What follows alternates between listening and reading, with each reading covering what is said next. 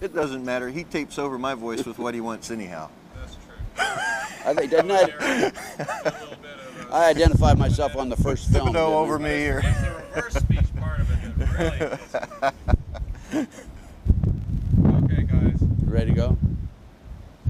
And good day, I'm Ted Gunderson. I have a radio talk show out of the Amerinet Network, Tampa, Florida, 8 to 10 a.m. Pacific time, Monday through Friday.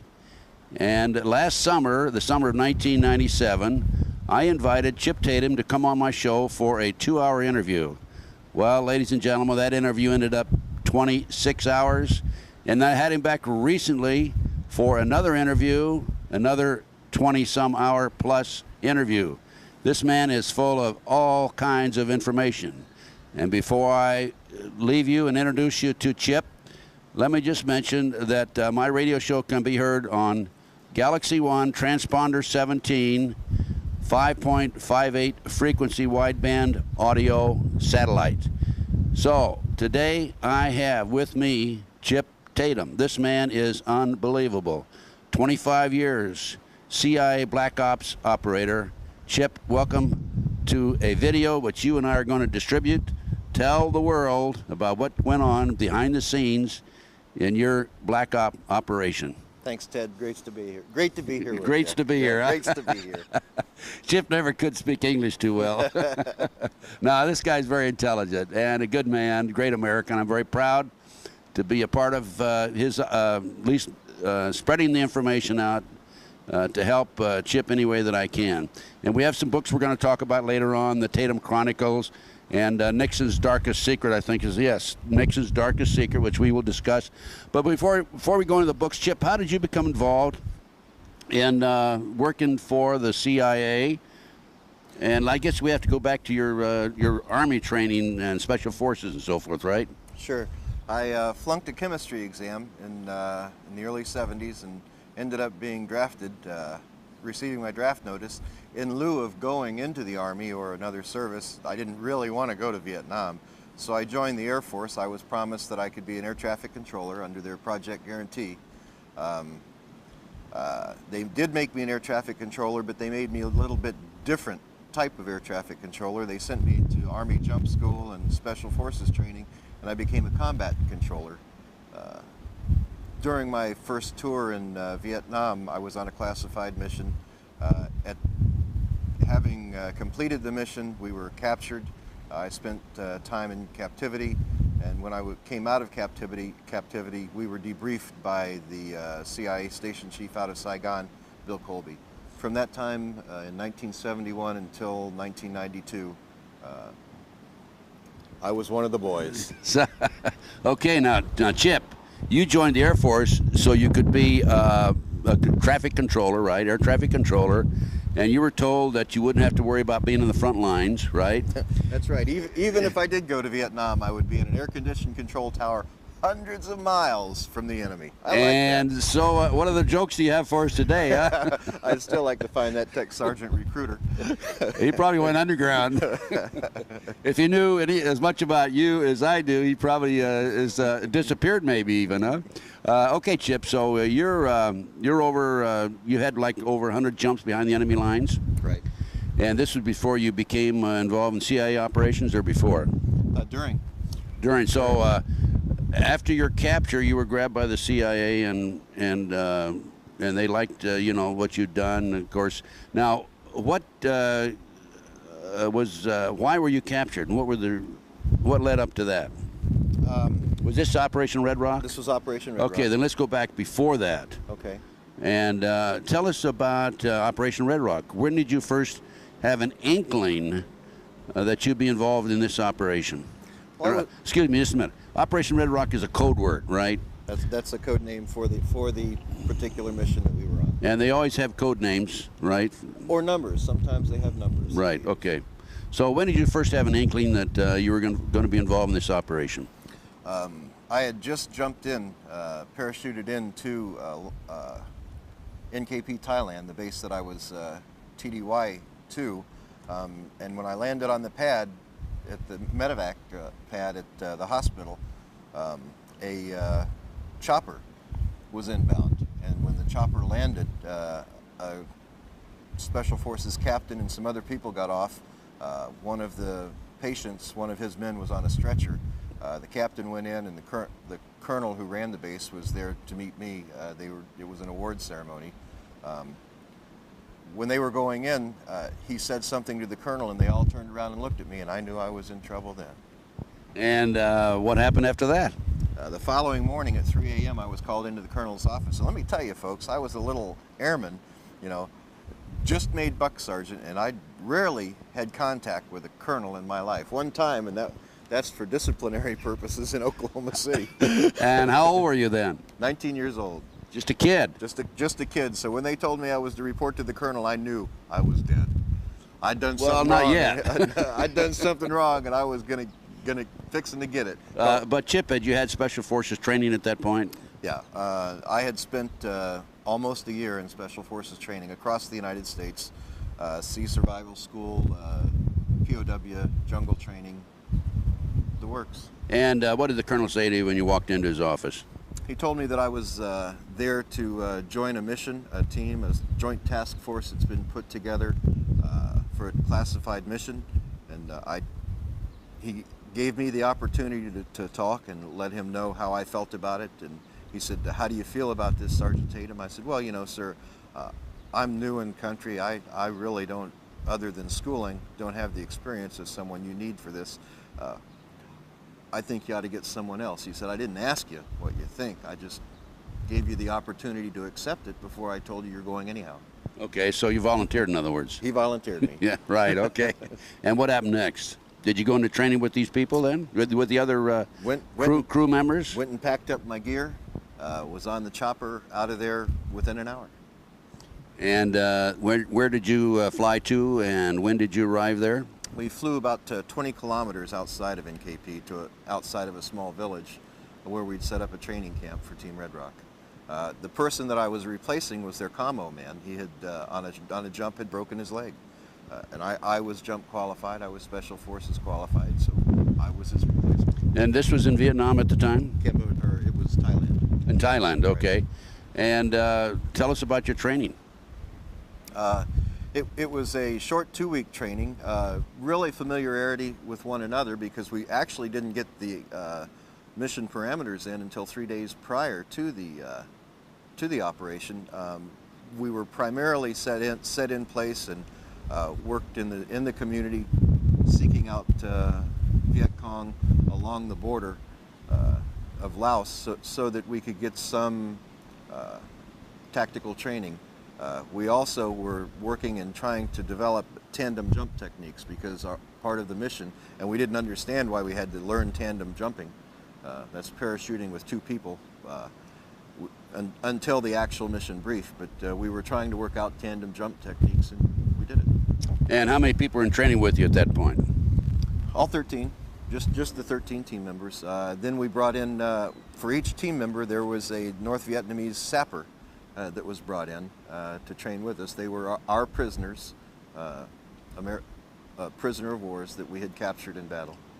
And these were the ones that were going to jump with you? These were the ones that we weren't sure why we were jumping with them and working with them.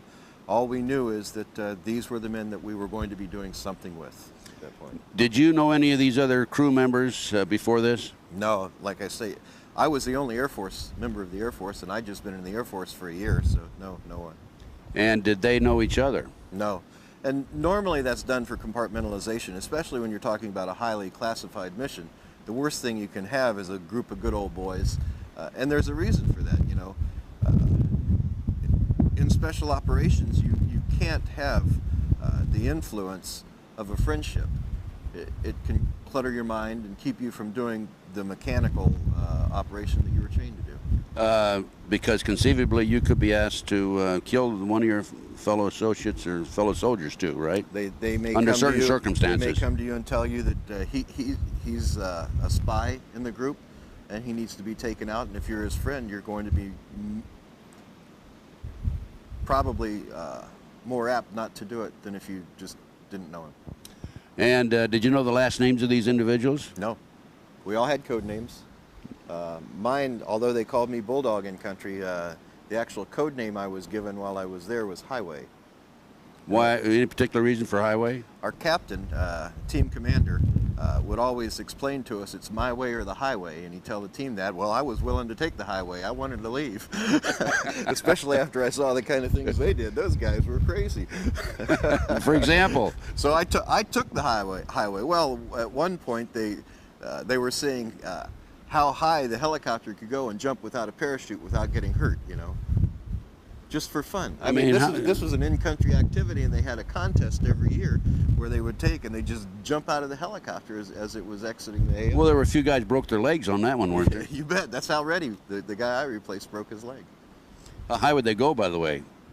Well, I went high, and I was dizzy for about 2 hours. How high were you when you jumped? I think it was about 35 or 40 feet. Oh, you had to know how to roll then, didn't you? Oh, roll. I didn't even know I thought I was stepping out of the aircraft onto the ground, but he'd taken off already. I thought he was just hovering, you know. So much for surprises, huh? Sure.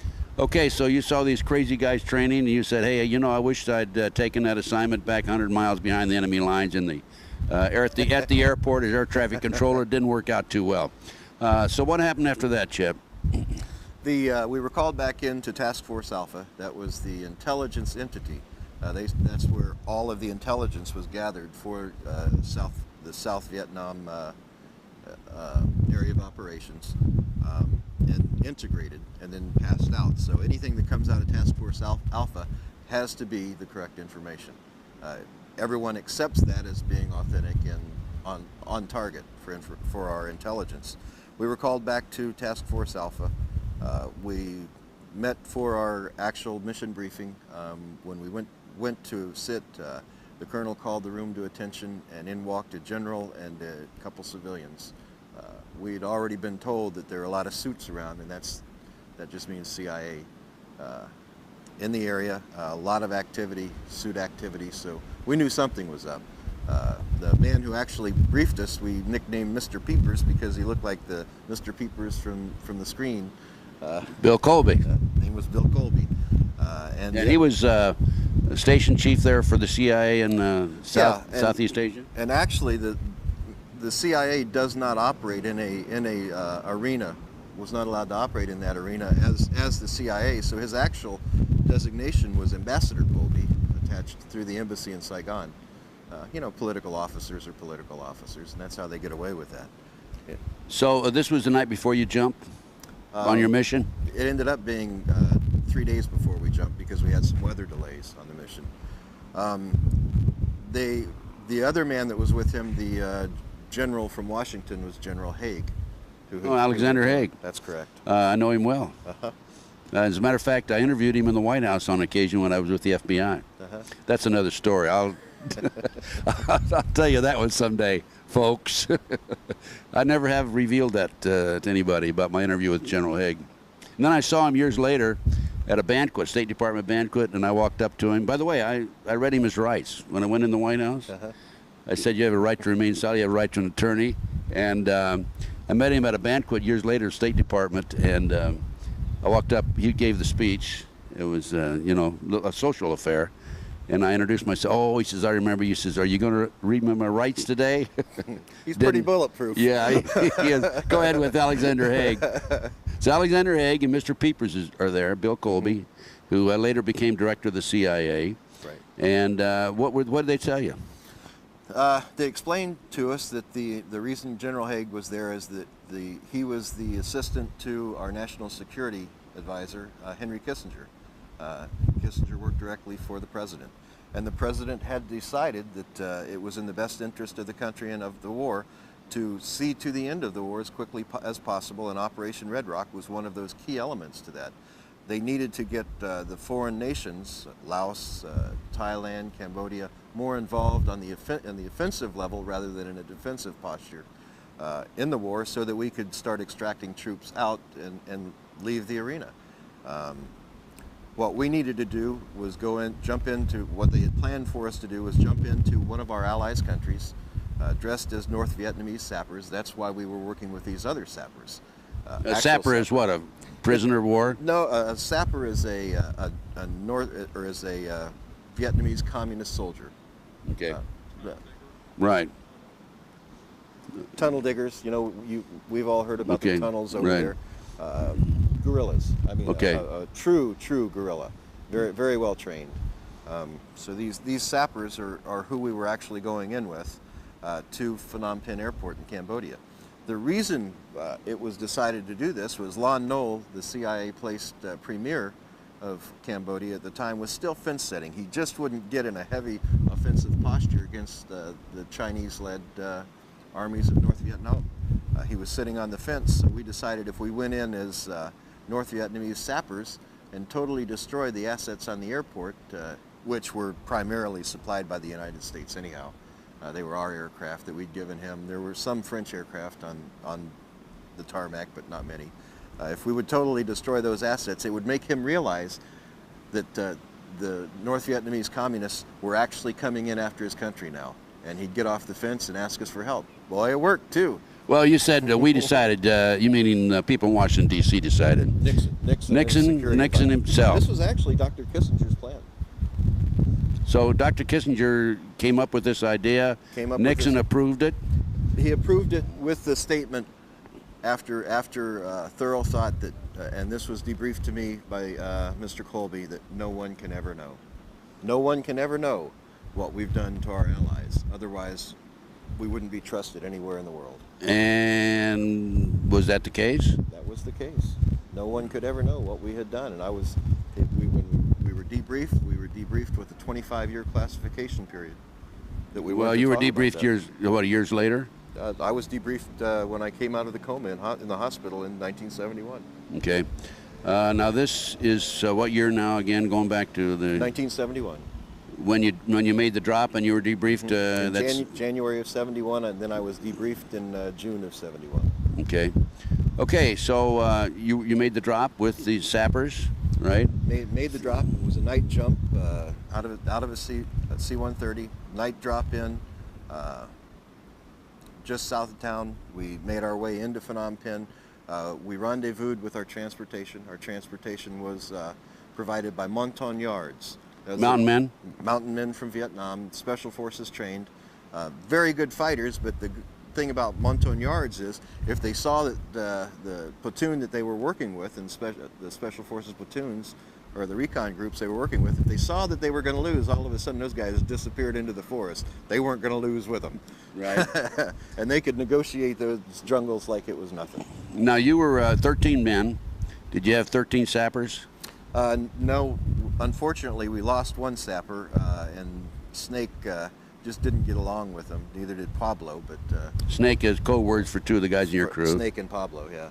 They didn't get along with him. So we didn't go in with a full contingency of sappers. When we did jump in, the sappers had figured out that they weren't going in. We had told them, our interpreter told them that we were actually jumping in to turn them over and trade them for American prisoners, and they were in a release program. Well, they didn't believe that. So they had their own contingency plan set up, and when we were when we jumped in, they simply, because they were hanging below us and in front of us for the jump, they simply tucked, caused us to fall and roll, and tried to take us out. And how many sappers were there? 12 then? 12 and 13. And when it was all said and done, there was 8. 8 sappers? 8 sappers we left there. A few of them tried to escape and die as we traversed trying to get to our target. So 5 of them in total? No, 8. You had 4 of them then? Yeah, 4 of them with us. 4 of them died. 4 of them died right after you jumped? Right. Because they tried to overtake you. Now, what did you do with the others that were there that did survive? Well, we had to leave some evidence of who was providing the operation. We had to leave them on the airport, so we released them on the airport and gave them a fair chance to go, and then shot them. And in the meantime, did you commit your act of sabotage at the airport after that or before that? We had several different entry points into the airport. We came in the north side by the munitions dump.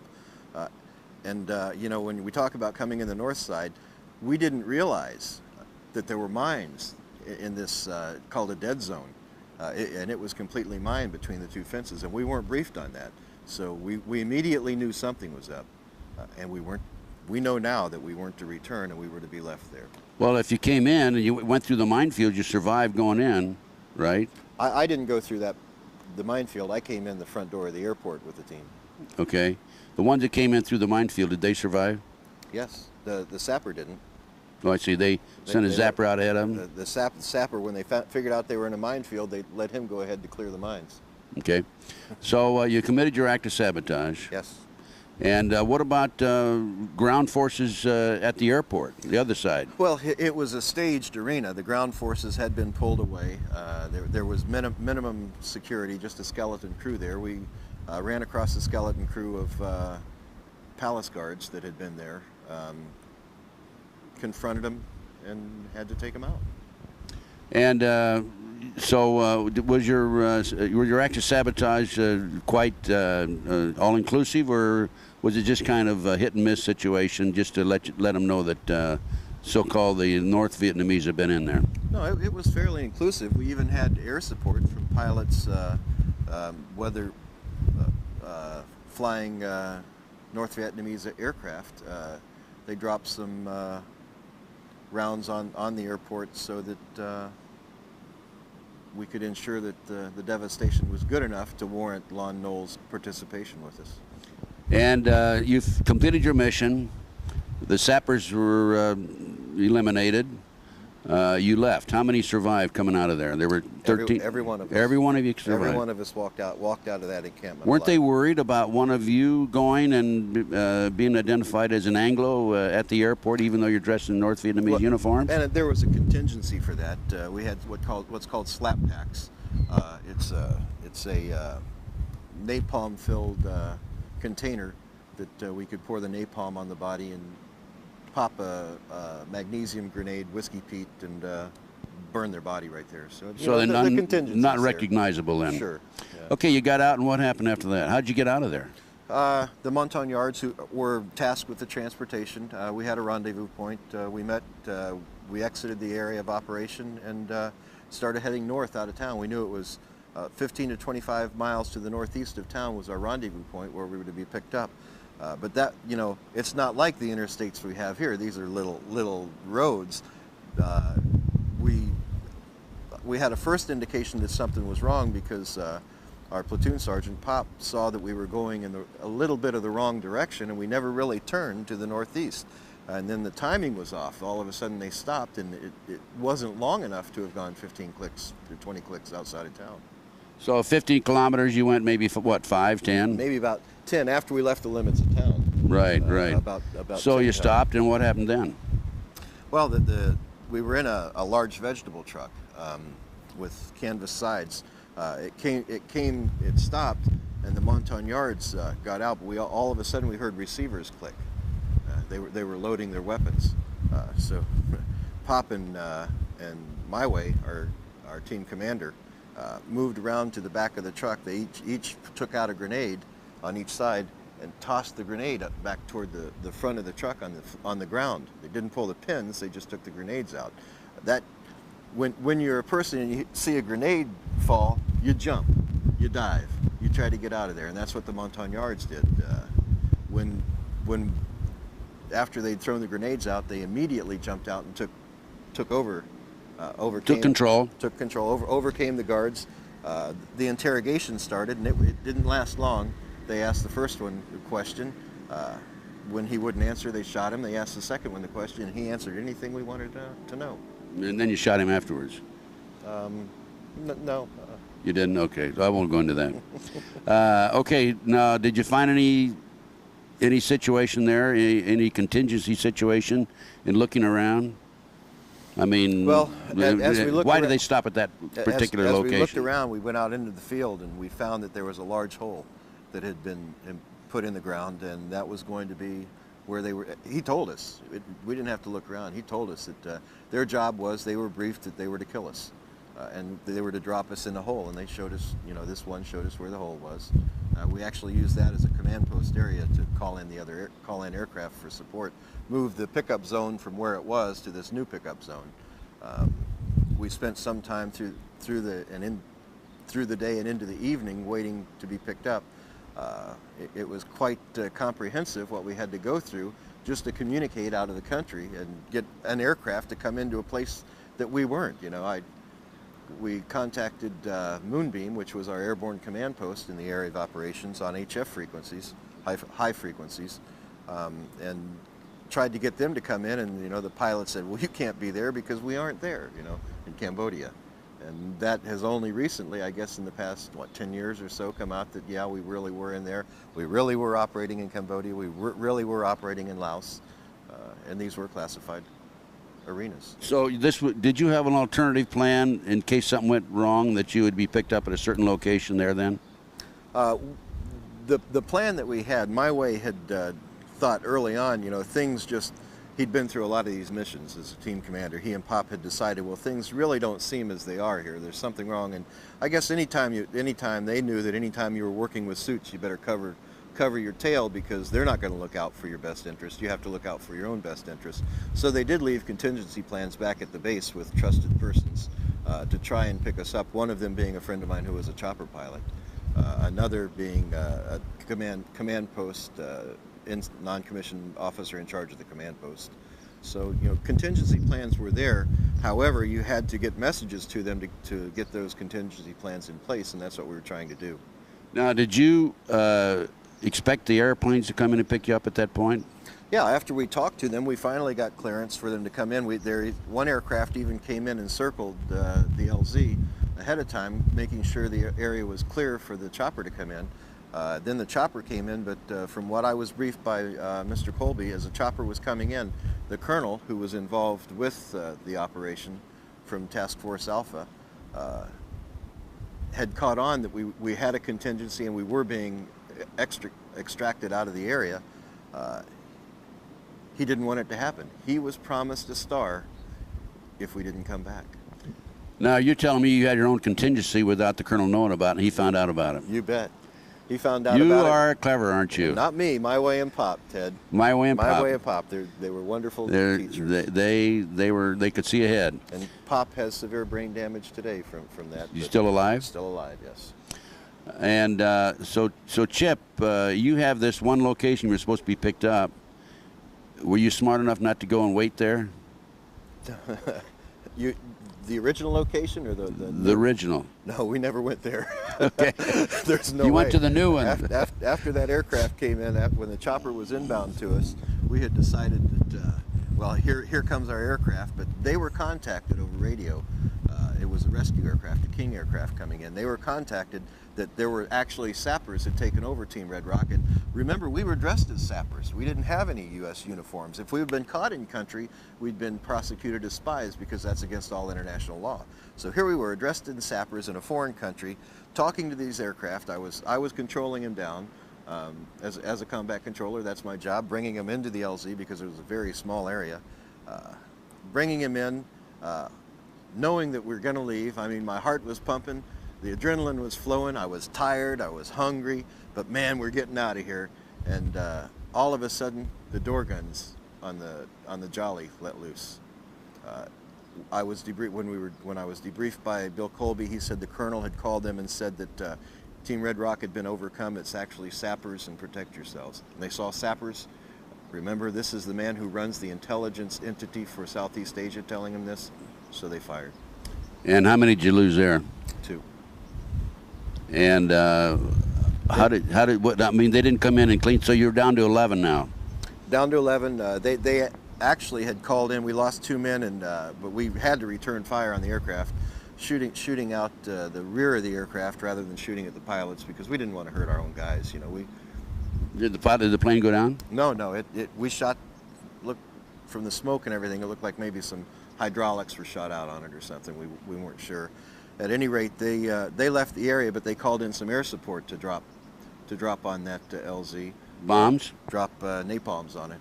So we got out of the area quick, and as we were exiting, the sky lit up in the LZ. But until you got out, you'd lost 2 men. Then you had to leave them behind. Had to leave them behind, using the slap packs so that they'd never be identified. Right. Okay. So there's 11 out. Mm-hmm. What did you decide to do then? Well, we decided we would be best to try to make it across country ourselves. trust no one. And that's the way these guys operated. You know, we had some of the best on that team. I was just a kid. I was a victim of circumstances in there, and I mean, I had never engaged the enemy before I had gotten on Team Red Rock. But I engaged the enemy almost hourly after I was with Team Red Rock. We traversed across the country going toward South Vietnam, toward the Cambodia-Vietnamese border. You're still in Cambodia. Still in Cambodia, trying to make it to the border. And you have to understand, Cambodia was a refuge for the North Vietnamese. They could come into South Vietnam, they could attack, and then they could pull back across that border. And we weren't allowed to come across that border into Cambodia to attack them, to take them out. So they could resupply, they could rest, recuperate, R&R, whatever, and then come back in. It was a very difficult position. And that's why Nixon wanted to deneutralize them, right? Sure. So you could go after them in Cambodia. Well, and maybe the and so the Cambodian Cambodians countries, would, yeah, sure. could go after them too, right? Yeah. Okay, so how many kilometers or how many miles did you have to go to get to the border? Well, we didn't have maps. We had no idea. We know that, well, it was from Phnom Penh all the way to the border. That's 200 miles. It took. We were out for weeks, trying to work our way through the jungles. We'd come across some teams, routine patrols, and we'd either evade them or we'd engage them. One of the two. No, and how about eating? How about food? Food was pretty easy to get. You know, as a survival, we'd come across villages too, and we get food from the villages. But You must have shocked the heck out of the villagers then, huh? no, we were still dressed as Oh, sappers. I see, yeah. But I mean, you know, you're a white man, right? Well, you know, we were Did you have thin. slanted eyes? We were thin, and we did have team members who, the one called the Kid was CIA, and he was Vietnamese. So you know, it wasn't that we didn't go into the villages ourselves. We'd stay back in the shadows of the forest area, and the Kid would go in and talk to him and get the food. And so you know, it wasn't. Did he survive, the Kid? No, the Kid did not survive. Okay, but okay, so you made your way across some maybe 200 miles, and how close were you? To within 4 miles of the border. Oh, you're kidding. And then we saw some F-4s circling the area. Looked like they were trying to get into an area, but there was a AAA artillery site, anti-aircraft artillery, firing on the F-4s. And you know, we still had some munitions left that we could take them out with, some C4 packs. So we decided, hey, you know, we'll just take this out. And that was probably our greatest mistake. We didn't realize that we were in the middle of almost a battalion-size contingency of North Vietnamese. Battalion size being how many troops? I have no idea. I know that as we counted troops and as we passed encampments, easily over 2,000. And here's 11 men trying to survive 4 miles from the border, and you decided to take this anti-aircraft. Blew it to hell and back too. I guess you did, but that was a mistake because that brought a lot of undue and unnecessary pressure on you, and obviously they started looking around for, hey, where'd this come from, right? Yeah, and as we'd walk across paddies, the patrols would be coming one way, and you know, we dressed as sappers, you know, didn't have U.S. Munitions with us. All of our munitions were Chinese AKs and so forth. So we would be traversing one side of the paddy while this other team would come across, and Kid would be there and salute them, you know, and hail them, and we'd just keep walking, you know. But however, one time we came right up to the forest area, and we came face to face, and here's this kind of face looking directly into a North Vietnamese lieutenant, and we were in trouble. Obviously. Did you go into combat then, or did you try to? Went right into combat then. Oops, let me see. Where's that AK? Whatever. You know, they didn't have enough bullets in those for me. My way used to tell me, you know, I was a white knuckle firer because I'd hold that trigger down and melt that barrel. The clips just weren't big enough for me. So you had hand to hand at that point? I had hand to hand. I'd melted barrels. We actually ran out of ammunition. We had to overtake other patrols to restock ourselves.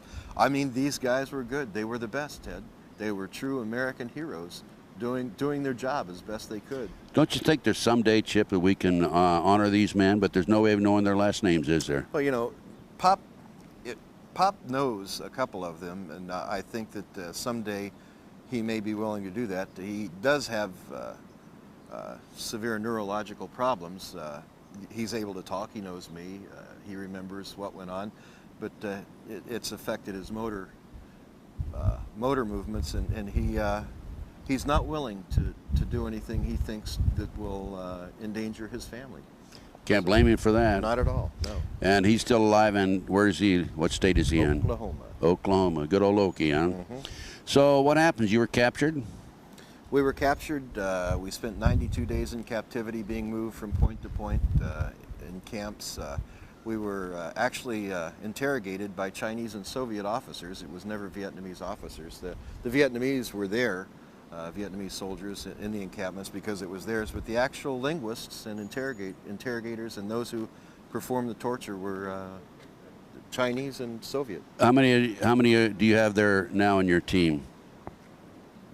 I believe 10, maybe 9 ended up in captivity. So you lost 2 along the way. Mm-hmm. And where did they incarcerate you? They started moving us in the jungles along the border area, not knowing that we were only 4 kilometers from the border. We just know we were being moved.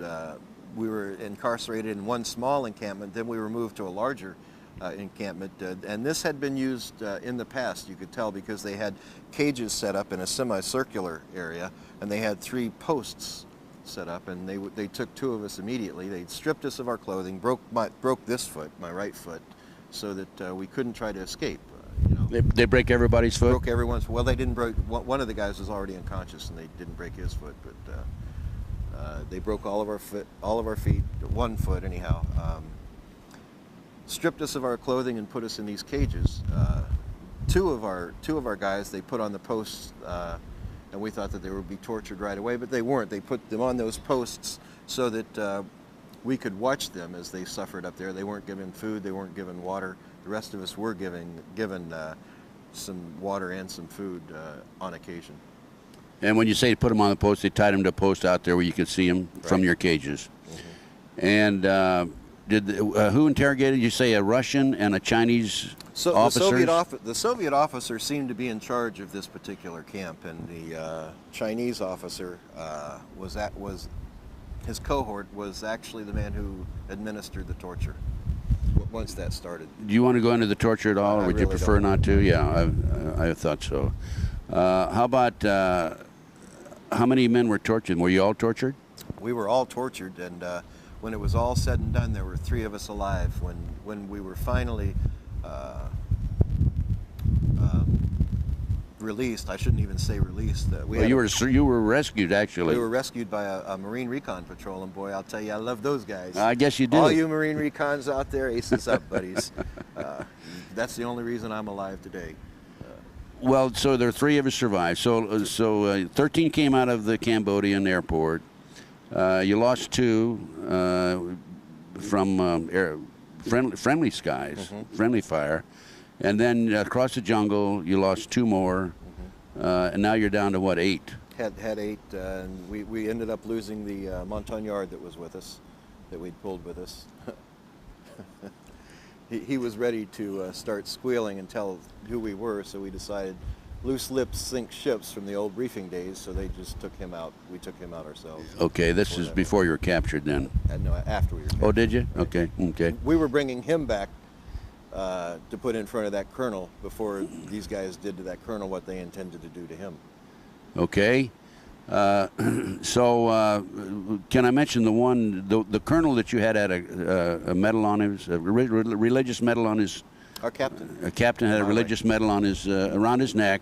Had a St. Christopher medal. I think that's right. I'm not sure, the medal of travel Catholic, or something yes. like that. And they, just if I can mention this, just one thing, one of the tortures that they did was skin him alive, right? Skinned him alive, right. In front of the rest of you. Put him in a configuration like a cross as a Christian, and skinned him alive in front of us. Held knives and bayonets to our temples. Required us to watch it. If we closed our eyes or tried to turn our heads, they'd start pushing in. God have mercy on his soul. Tragic. Then, so you're rescued. And there was a fight there at the camp between the Marines. The Marines didn't know we were in the encampment. They came in. They were mapping the area for Lam Son 719 was the mission number. They were just simply in there mapping the area, and they were told if they came across any prisoner of war, do what you need to extract him. So they were actually found out by the guards, and a firefight ensued. Our guys won, and 3 of us were left alive after that. However, one of our guys from a Chinese officer had a stomach wound. That was pretty unfortunate. He was a good Kansas kid, you know. He had a stomach wound, and I was told when we were debriefed that he later died from that wound. We had gotten out of the cages and started running for the jungle, and I recall seeing one of the young Marines go down on a knee, level down on me, and I was running. My weight was on my right leg, and he shot a ricochet.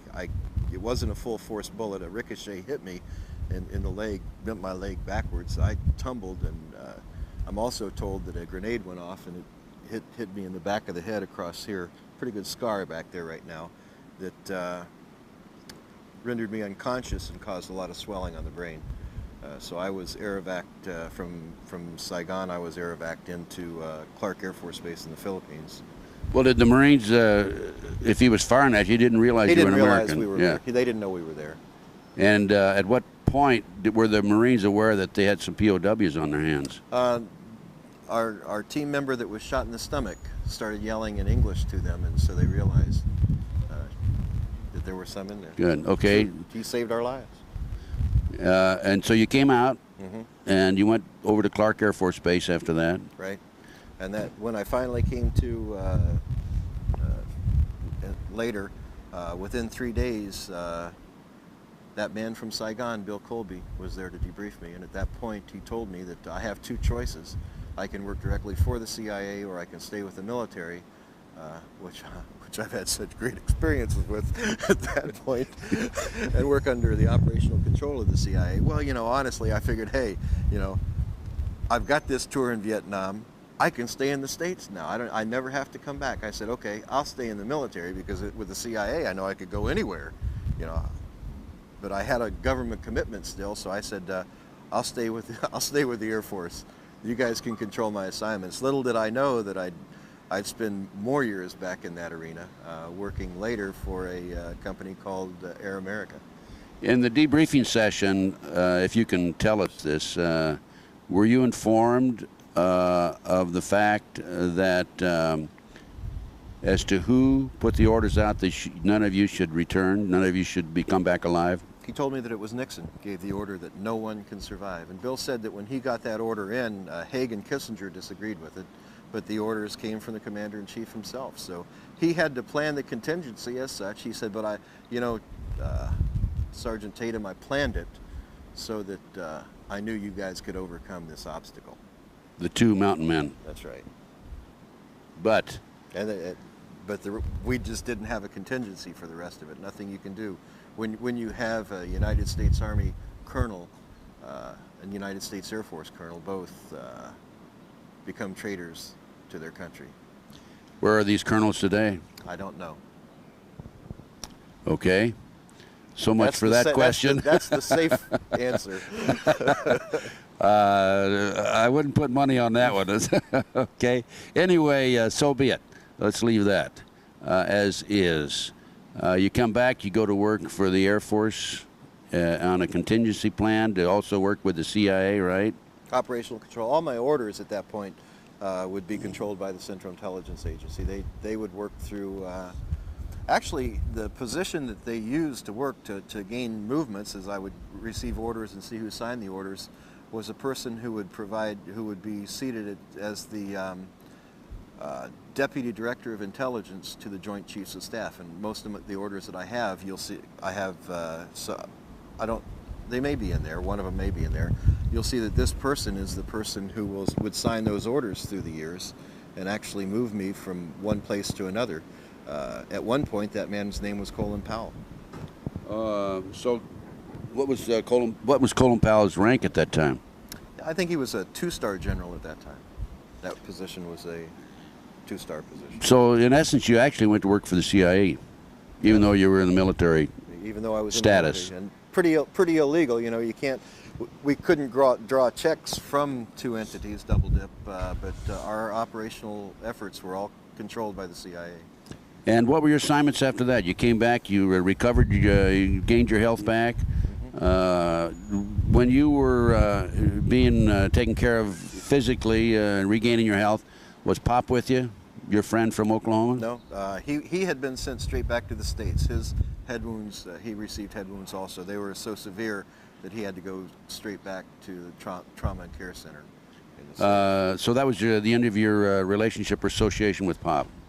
Until later years, yeah. Until later years, okay. Right. You've been in touch with him since then, okay. But right now you're going to work, you're still in the Air Force, you're going to work for the CIA. What were your assignments? One of the assignments, to give you an example, I was moved all over the place. I was sent down working, because it was such an intense mission and there was a lot of knowledge on my part, the orders were they wanted to hold me close to the White House. So I was actually... Weren't they afraid you were going to talk? Well, that's what they wanted to ensure, you know. If they just gave me open movement, it's one thing, but they kept me under very tight reins. I worked at Key Biscayne at Homestead Air Force Base in the White House down there. I was in charge of the receiver site for Air Force One when they would come in. In addition, was Nixon the president then? Nixon was the president then. Weren't you a little nervous over that? As a matter of fact, myself and my NCOIC were going out to the control tower to bring in Air Force One at one point, and he had made a mention to the Secret Service as they were checking badges of personnel going in, saying, he said, what are you doing in the area? And the Master Sergeant said, oh, we're here to see the crook. We found ourselves face down by the Secret Service, and then when they got our credentials, they said, "What are you guys doing talking like that?" So, little did they know, huh? Well, he was just joking, you know. Yeah. Little did they know that Nixon Nixon had given the order that you were not to return from an assignment and in I never Cambodia. told him that, you know. Right. I had never told my NCOIC. I kept my lips closed and zipped for all 25 years, and in 1996. That was the end of the 25-year classification period, and I started my book then. But before we go up to 1996, Chip, you had some assignments involving drugs and drug running by the CIA, right? Well, and yeah, you're not reluctant to talk about that, are you? No, in two different arenas. In in the Vietnamese conflict. There was some involvement simply because the Air America pilots, you know, sometimes would carry drugs, sometimes they'd carry wheat, sometimes they'd carry rice, sometimes they'd carry weapons, you know. It was various cargoes that they'd carry. And my job when an aircraft went down, primarily because they were carrying crypto gear, communications gear that was secret and had codes on it that couldn't be gotten by the enemy. I would have to jump in, I'd retrieve this crypto gear, and many times retrieve the precious cargoes that was on board, heroin sometimes, and see that it was extracted. Air America being a CIA air operation. CIA air operation, yeah. So you had that in Vietnam, and then you came back and you went to work, you were involved in... Actually, when Nixon went to Peking, I was involved in that. Okay, tell us about that. I was sent ahead of him into a place called Guam. I controlled the aircraft across, and then I was moved over closer. And what year are we now? That was, I think, 72. Okay. Maybe 72. So you went to Guam. You were to control the air traffic. Controlled the Air Force One across, and then we were also one of the primary communication stations. I was moved to a place that we use today, even as a primary commo spot, and I can't give that place away, but it's very close to China, to the Chinese border. Then we were moved there to maintain contact in case there was an emergency, so we could put fighters in. And but that was it. I mean, basically you were just guiding the plane. I mean, keeping the lanes open so no other aircraft would be in that air lane, right? We'd keep aircraft 25 miles from Air Force One. We'd have 2 fighter aircraft in front of Air Force One, 2 fighters to the rear, and have rescue aircraft up in different locations along the way. And, okay, there's nothing unusual about him going to Peking, though, was there? No, nothing at all. Okay. Other than he's the first president, you know. To go to China. Right, and now going along with him with open access was Dr. Kissinger, so. Right. Okay, let's go back to your CIA activity in South America, Central America? In 1978, I actually left service of the government.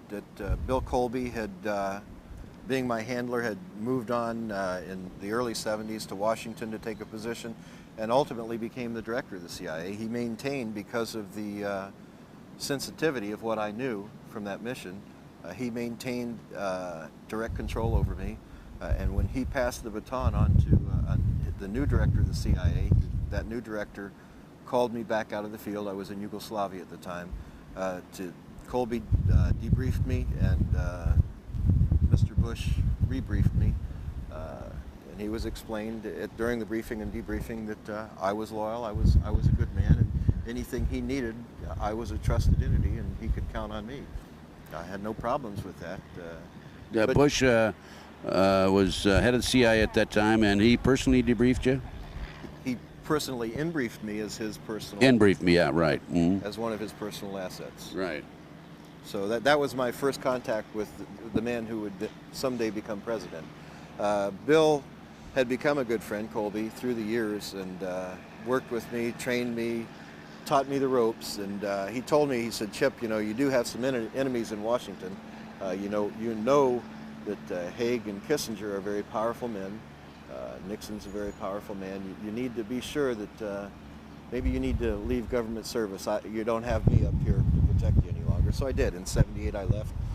I relocated to Colorado, started my family, got married, relocated to Colorado, started a little sandwich shop, and I was in the sandwich shop one day, and in walked these two guys with sunglasses and...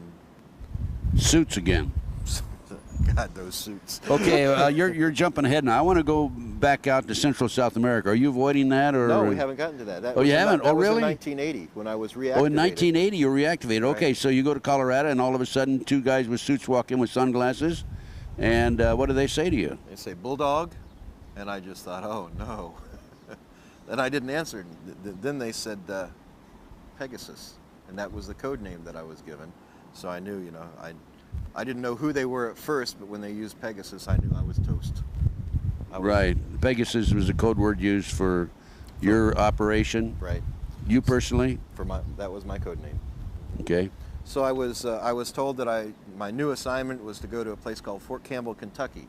But you were out of the service then?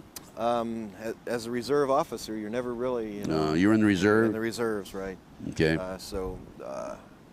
I was reactivated. I was sent to a place called Fort Campbell, Kentucky. They decided after the problem in the desert, trying to get the hostages held in Iran, where our aircraft all went into one another, that they needed a task force set up for anti-terrorism. So they decided they'd put together an aviation task force at Fort Campbell, Kentucky.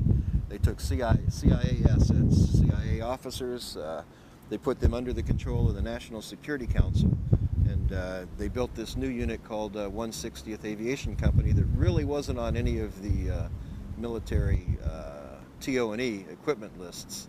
So there we were. Another covert operation. Another covert operation building itself in Fort Campbell, Kentucky. During the time from 1980 through 1984 that we were building that unit, testing different techniques of flight, testing different flight platforms. A lot of them I can't talk about.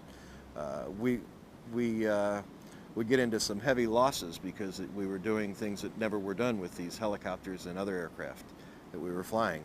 And so on one particular occasion we lost one of our unit commanders, a major, flew into some high power lines during a nighttime exercise. He was killed. His co-pilot, a warrant officer, had his legs cut off. During the post-crash investigation, a man from Washington came in and he identified himself as Jake. He was accompanied by another man who wouldn't identify himself, and so we just nicknamed him the Snake. Jake the Snake. Jake and the Snake. That's who was there. He was a pretty slimy guy, We would later find that Jake was a person who was attached to the NSC, and his actual name was Oliver North. And that's your first contact with Ollie North? That was my first contact with Ollie North. And so what happened after that? We had, the United States government had pushed for a little rebellion down in Central America. a place called Nicaragua. They had pushed and helped organize a group of rebels called the Contras. They talked them into fighting against the Sandinistas. I don't know why. I have some ideas why, but I won't get into just my ideas because I don't know why, other than someone thinking that it's a terrible thing that a country have its own sovereignty and not do like we are. Have this And not be ruled by the CIA. Right, right. At any rate, the CIA promised that they would fund and they would back this rebellion, but a man named Boland came out with an act in Congress that after we had set this thing up and it started, the war was in full swing down there, didn't allow us to support them any longer, except in a humanitarian effort. So the next thing I knew, I guess because of my contact with the then Vice President of the United States, who actually oversaw by National Security Decision Directive number 2, actually oversaw all intelligence operations. George Bush. George Bush, having been personally handled by him, and him knowing that I was reactivated and working in this special operations unit in Fort Campbell, Kentucky, they said that we want you to go down posing as a humanitarian down there. And in the briefing with North, I said, what do you mean as a humanitarian? He said, you're going to be a medevac pilot now. You're going to fly medical aircraft into these Contra camps. That's humanitarian. It's allowed. And you'll serve, in the briefing he said, you'll serve 3 entities. You'll serve the United States Army as a medevac pilot. You'll serve the United States Embassy through the military office. And you will serve, and that was CIA, that portion. And you serve the Pegasus operations, that we'll call it, because of your code name. And Pegasus operations are directly controlled by the NSC. Now, was this North give you this briefing in Colorado when you walked into your shop, or was this later? No, this was much later. This briefing was actually done in Fort Campbell, Kentucky. Then the next thing I knew, North gave you the briefing there? Right. I had. So North walks into your shop in Colorado, says, "Hey, come on." No, two agents walked into Oh, it the wasn't shop in North. Colorado. I thought No. Jake was North. No. No, okay. Well, Jake was, but Jake and the Snake came to a crash investigation where my commander had gotten killed. I see. Okay. At Fort Campbell, Kentucky. Right. So the people that walked into Colorado, that was not They North. were just a couple agents coming in to let me know I'm going back to work. Okay. All right. And then you were briefed by Ollie. I found that they were actually NSA. Okay. So. You want to explain what NSA is? National Security Agency. They do a lot of the background checks and everything in the United States. A lot of the spooks who listen to everything that's said here is NSA. Right. The communications mainly is their job. Like wiretaps and keeping track of all of us via the telephones, and that's their job. So you're in Fort Campbell, you're given this assignment, you're going to be flying in and out medical supplies, right? And where are you flying these medical supplies out of? Out of the Contra camps. When I finally went down posing as a medevac pilot, we went into the Contra camps. We'd always take coolers in. Usually the coolers going in were C4, explosives, grenades, things like that. And we would bring medical supplies out, and those medical supplies we would bring out in these coolers, big 124 quart coolers, was actually packages, bricks of cocaine. Okay. Did you actually see this? Actually saw it, actually tested it. And where did you do this? We did field tests right in our medevac offices in Pomeroy Air Base. So before you'd put it on the plane, you'd test it, make sure it was real cocaine? No, we tested them on several occasions. We didn't test every package, but some occasions they were delivered to our operations headquarters at Pomeroy to take to an aircraft at a different location to fly out of the country. And whenever that happened, I would actually do a field test on it right there. On occasion, when I could get away with it without anyone seeing me, I'd do a field test on the aircraft. That was pretty hard to do. Chip, you're flying out of what airfield in the United States?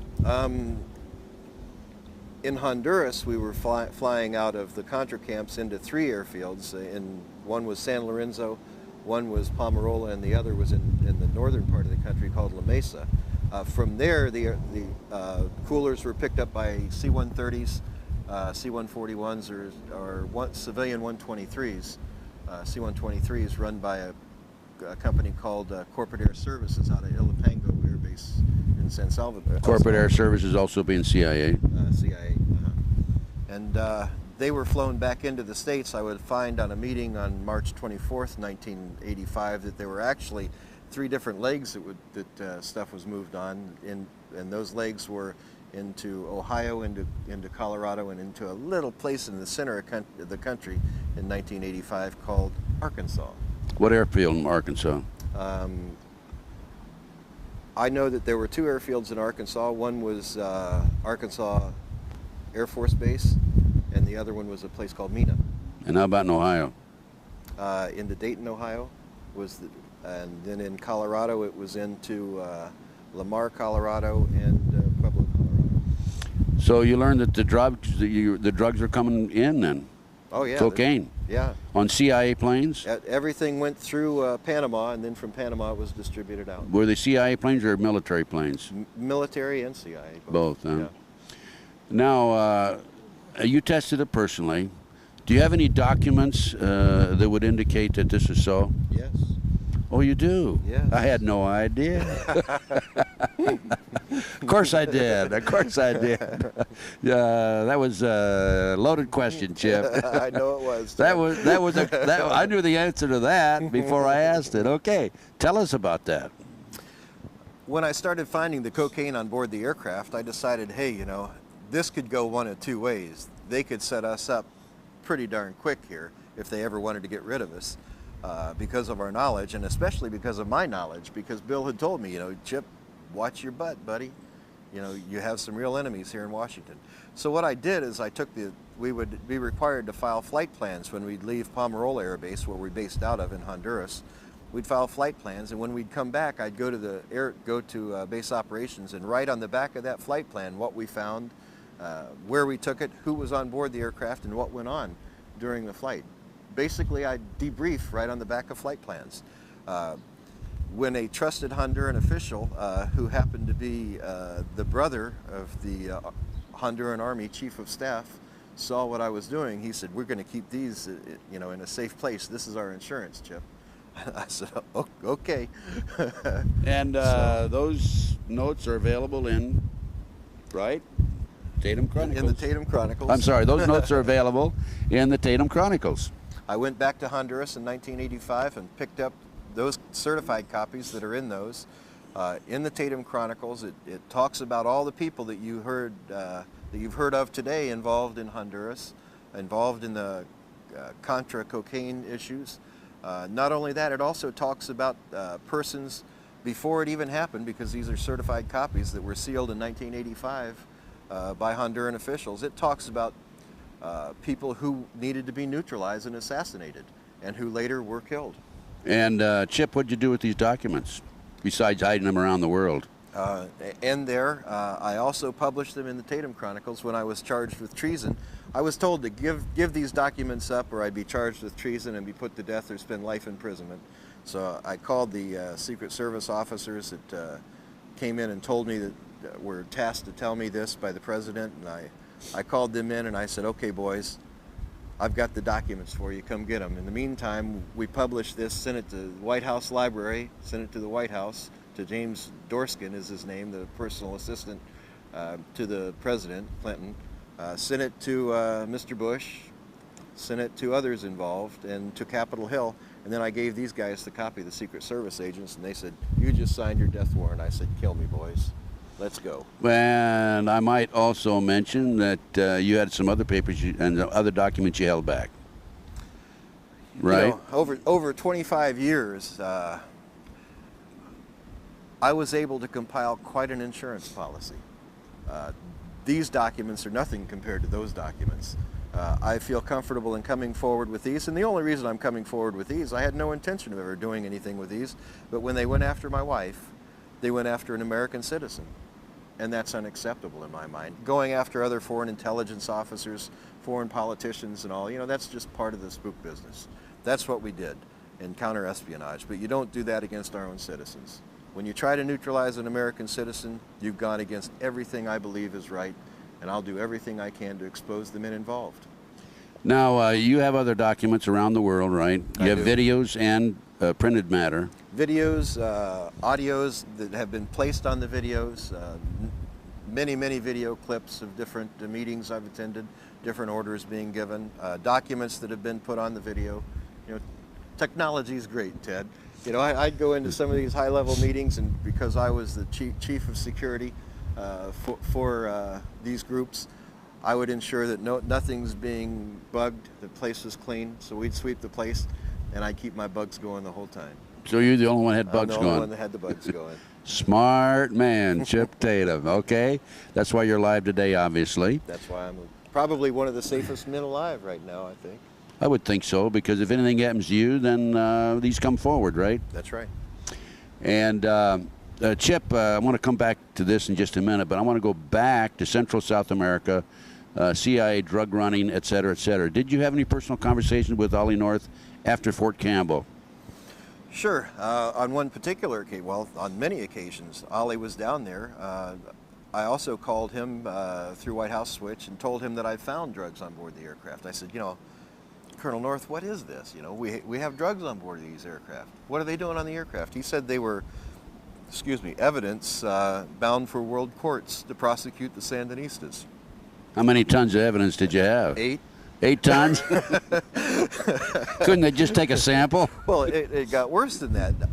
I would go into these Contra camps, and here would be these large fuel pods that had the tops cut off, and they had they were gelling their own stuff there. You know, they couldn't get enough bazuco, which was the paste used to make cocaine. They couldn't get enough of it from the Medellin cartel that they had ties with. Coming up from Peru, so they started bringing bales of their own leaves and bales of little green pods. You know, I couldn't figure out what these little green pods were. Who's they? The man who was in charge of bringing everything up was a man named Ramon Navarro. He was dressed as a lieutenant colonel in some military. I didn't figure out what uniform he was wearing. Could have been a cabbie uniform, I don't know. But Ramon Navarro, and he would later be killed in 1991. Just before he was scheduled to testify in the Noriega case. And what about Ollie North? Besides your telephone conversation Ollie with North him? was in country on several occasions, and on April 12th, even the Vice President Bush was in country. That April was 12th, what year? 1985. And were North and Bush together? Not together in the same encampment at that time, no. North was there, but... So in talking to Ollie North personally, other than the telephone conversation, what was said in regard to drugs being brought in by the CIA and on the Army? In one cocaine kitchen, as he was talking to Amir Amnir and another intelligence officer, he told them that one more year of this and we can all retire. Now, you heard that conversation? I taped that conversation. Oh, very good. You taped that conversation. Yes, I did. And what other conversations could you tell us about as far as Ollie North is concerned? Well, not only conversations. You know, Ollie was... He loved to be the center of attention, so one particular occasion we had him standing at a cocaine press trying to pressing the bricks. In this Sandinista camp? I don't think so. It was, they called these the North camps because North set them up. And how many such bases were set up? There were about 5 of the kitchens that were set up. Did Ollie North set them up? 5 locations. Ollie North is the one who supplied all logistical support for that, yes. And when was the last time you had a conversation with Ollie North? Last time I talked to Ollie North was in September of 1994. He and Felix Rodriguez called me in my office in Colorado. I'd gone back to Colorado, gotten out of the business, gone back to Colorado. 25 years was enough. And he called me and told me to give up the documents or else. The documents that you had in hiding? Those flight plans and so forth. Yeah, but had you already printed? No. You hadn't given them printer yet. Okay. No. I wasn't going to say anything. I was sitting in Colorado as just a little businessman, running a mortgage company, not bothering anyone, just wanting to raise my family. What did you tell him? I told him, "Are you crazy? If I give you these, for one thing, they're headed for the shredder, and for another thing, I know it's a terminal effort. There's no way. Let's go for or else. I'm always a fighter." What did he say to that? Well, he said, "Well, let me get someone else." And they called me back, and Bill Colby was on the phone. And I said, "Bill," I said, "you know, to give these documents up, to give all this stuff up is terminal." I said, "You know, I'm going to keep them." And he said, "Well, you know, then we're going to have to hit your credibility." I said, "Okay, hit my credibility. What do you want me to do?" He said, "Well, walk into the U.S. Attorney's office and just tell him you did something wrong. So I did. What'd you tell him? Walked into the U.S. Attorney's office. I wired myself some money out of an account down across the state line, and then into my corporation. Then I took it out, and put it into my personal account. And because in the mortgage business that can be considered embezzlement. I told him that I participated in wire fraud. Arrest me, please. And so they did, but then they found out, once they put the attorney on it, they found out, well, you know, it's really not, the mortgage industry really isn't regulated in Colorado. I said, listen, I'm going to admit to this, because they said that they wanted to involve my wife in it. I said, but you guys have to promise you leave her out of this. They said, okay. I said, let's go forward with the pleading. So I stood in front of a federal judge, and I said, and he asked me if I did this, and I said, yes. But before I said yes, I leaned over and I asked the U.S. Attorney, my wife's going to stay clear, and she said yes. And so I said, okay, I'll sign the plea agreement, Your Honor.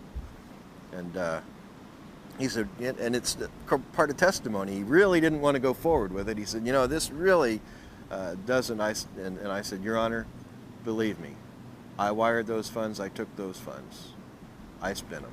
How much money involved? $70,000 of my money. Of your own money, huh? Of my own money. Okay, but they didn't leave your wife alone. They didn't. They came after her, and so when I went before the judge for sentencing, I told him at that time, you know, I didn't want to go forward with it. I'd like to withdraw the plea. But it was too late at that point. He said, the thing to do is, after this is all done, you can go ahead and ask that the plea be withdrawn at the appeals court. And that's where we're at now. And you're getting ready in a couple of days to go in. You've appealed it. The appellate level, you're going to have a decision in about 2 more days, right? On the 24th of February. Are you looking at prison time? No, I don't think so. I've already spent 2 years of that time in prison, and I don't think that they want me back in prison. I really don't think they want me back in prison. They want you to be quiet. I was due to do 47 months, and the last thing they wanted was me in prison, simply because there were death threats against me in prison, and 2 NSA officers came in to see me when I was in prison at Jessup and told me that the warden advised them that there were people that wanted to kill me, from the Mexican Mafia and the Crips and the Bloods, that I had crossed them the wrong way, I'd hurt some of their men. Actually, I didn't. I wasn't offensive toward them. They have their little scams that go on, and I wouldn't participate. So their enforcers, one of their enforcers, I broke his leg, and they didn't like that. So they had a hit out on me, a contract in prison to take me out. And the NSA came in and said, you can't allow this to happen. If you're killed, those tapes will come forward. And I said, that's right. And they said, well, you got to give us the tapes. I said, kids, are you crazy? And it's unbelievable. They send such young kids in. At least they could send somebody mature, you know, that I would have a little respect for. But they send them young and dumb. That's the way they do it. Well, there's 2 factions in the CIA, I understand now. The graybeards and what do they call the other faction? The snot-nosed Bush kids? Yeah, that's it. Snot-nosed Clinton. Snot-nosed Clinton now, huh? Snot-nosed Clinton.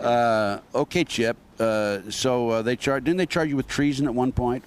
Well, yeah. When I was held in prison before the trial that I went through, they told me that if I didn't give the documents up, I'd be charged with treason. And I said, okay, let's dance. And that's when I actually published this, gave them their copies, and went forward and right in the Tatum Chronicles. I mean, the Tampa Tribune caught on to it pretty quick, and did a big article. County inmate faces mysterious charge of treason. Well, you know, they knew they weren't going to be able to go forward with that particular charge, so they had to find something else. So what they ended up charging us They with, couldn't go forward with the embezzlement charge, is what you're saying. No, they couldn't go forward with that. They couldn't go forward with the treason charge. So what they did is they brought in a man, a lieutenant colonel, who... Not Ollie North. No, Ollie North's campaign manager. Oh, really? Bill Lusinger. They gave him complete immunity. Actually, not complete immunity. He came in, he said, Tatum conspired with me to make a false statement. I embezzled some funds, but Tatum told me I could have them. Got you for conspiracy again. Got me for conspiracy because a person came forward and said that an overt act had taken place. Well, no, he'd been convicted himself, right, of He had been convicted embezzlement. of bank fraud and embezzlement and everything Okay, else. and so what did he do? Make a deal with the government to get his sentence reduced if he come in and lie about it? It's better than that. He was facing 20 years for his stuff, but if he came in and told a good enough lie, he would get 6 months and it would be expunged from his record. Is he out? He actually got 6 weeks, yes, and it was expunged from his record. And he didn't have to pay back the 80 grand or whatever it was. So he's a rich man. Oh, yeah. Within reason, that is. Chip, before I want to let's continue now with the problems involving the court and so forth. Anything else you want to mention? They came after Nancy, your wife. By the way, let me mention, folks, there's a separate interview with Nancy Tatum, which goes into detail, and we talk about Nancy's new book, Joining Club Fed. Joining Club Fed. And that's worth checking out and purchasing and reading because that substantiates and corroborates what Chip is telling us here right today. Is there anything else you want to mention about the court proceedings? Well, I think the important thing for everyone to know is the United States federal courts are not your friend. They're not, and the United States federal court officers are definitely not your friends, although they would like to let you think that they're on your side. They want to do everything for you and your family, so work with them on this. They're not going to do that. And that's quite evident even today. We see just recently two men were actually arrested on a big anthrax scare. The courts didn't investigate it. They just got from a non-credible source that something was happening, and they went out and arrested them. This is Larry Wayne Harris and Bill Levitt. That's in correct. Las Vegas, Nevada. And now they're finding out that these microbiologists were actually putting together a vaccine for anthrax. You know, they don't think. And I told the new, by the way, I was personally involved in that case. I had interviewed Larry Harris a day before he was arrested on my local talk TV station program, Ted Gunderson Intelligence Report. And the media talked to me after they were arrested. I said, nothing to it. Believe me, it's going to go away. These men are not terrorists. They're talking about defensive protection, not offense. Go ahead, Chip. Well, and that's right. And the court system as it's set up today is not set up as a tool for justice. It's set up as a tool for retribution. Anyone that they want, they can get. And you're going to spend 2 years in jail until you get to appellate level where you have a little bit of a chance for justice to be heard, but never at the district level. Chip, going back to George Bush, how many conversations did you have with George Bush? Hundreds. Hundreds when he was head of the CIA? By phone and in person or both? Not as many, probably about 30 at the CIA, but more post-CIA after 1986 when I was placed into what's called the operational subgroups, where I worked alongside Danish intelligence, Turkish intelligence, British intelligence, Mossad. We had groupings of foreign intelligence officers that worked directly under the Vice President and later the President of the United States. Did George Bush have knowledge about the drug operation coming out of Central America and South America? Yes. Explain. Well, he was in one of the camps. Yeah. Produced the cocaine. Yeah, but did he know about it?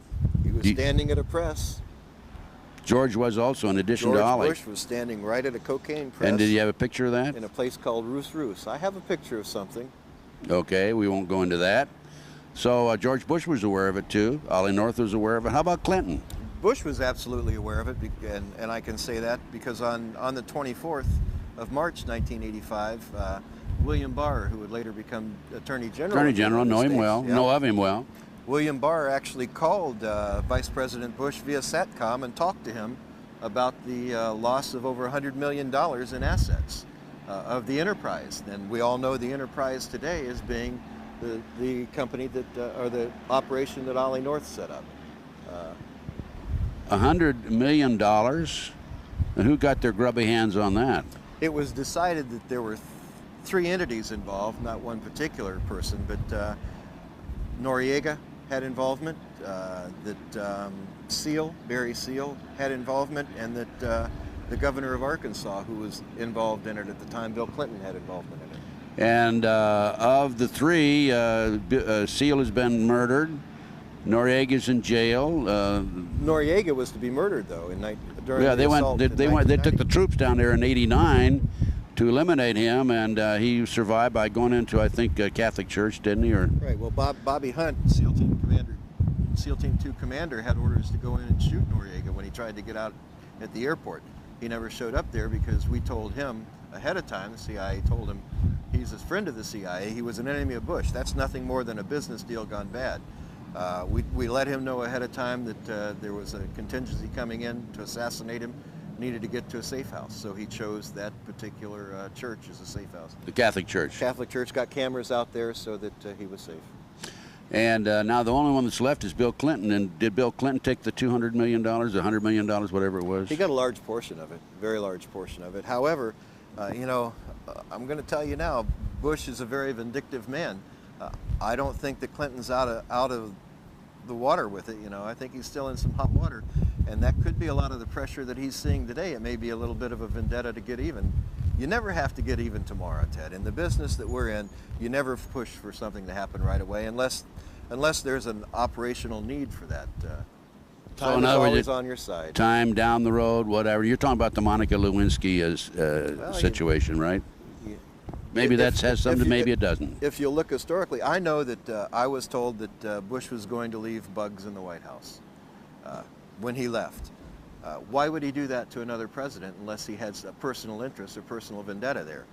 The bugs in the White House, folks, don't mean electronic bugs. You know, the best bug in the world or the best information in the world is called human intelligence. So what you do is you take these career White House personnel and you put them in the White House, and they're listening and they're keeping track of everything that's going on. Well, it's hard to put an electronic device in the White House. If Starr thought that he could take Tripp or Lewinsky and put a bug on them and get them in the White House, all they'd end up was that person in prison for trying to bug someone in the White House. You don't get into the White House with a bug, but you get in there with a brain that can keep that intelligence in it and pass it on. That's how you get in, and that's how you bug the White House. So he always had constant information flowing to him from the White House from career workers in the White House. You know, why did they all of a sudden throw these people out of the travel office?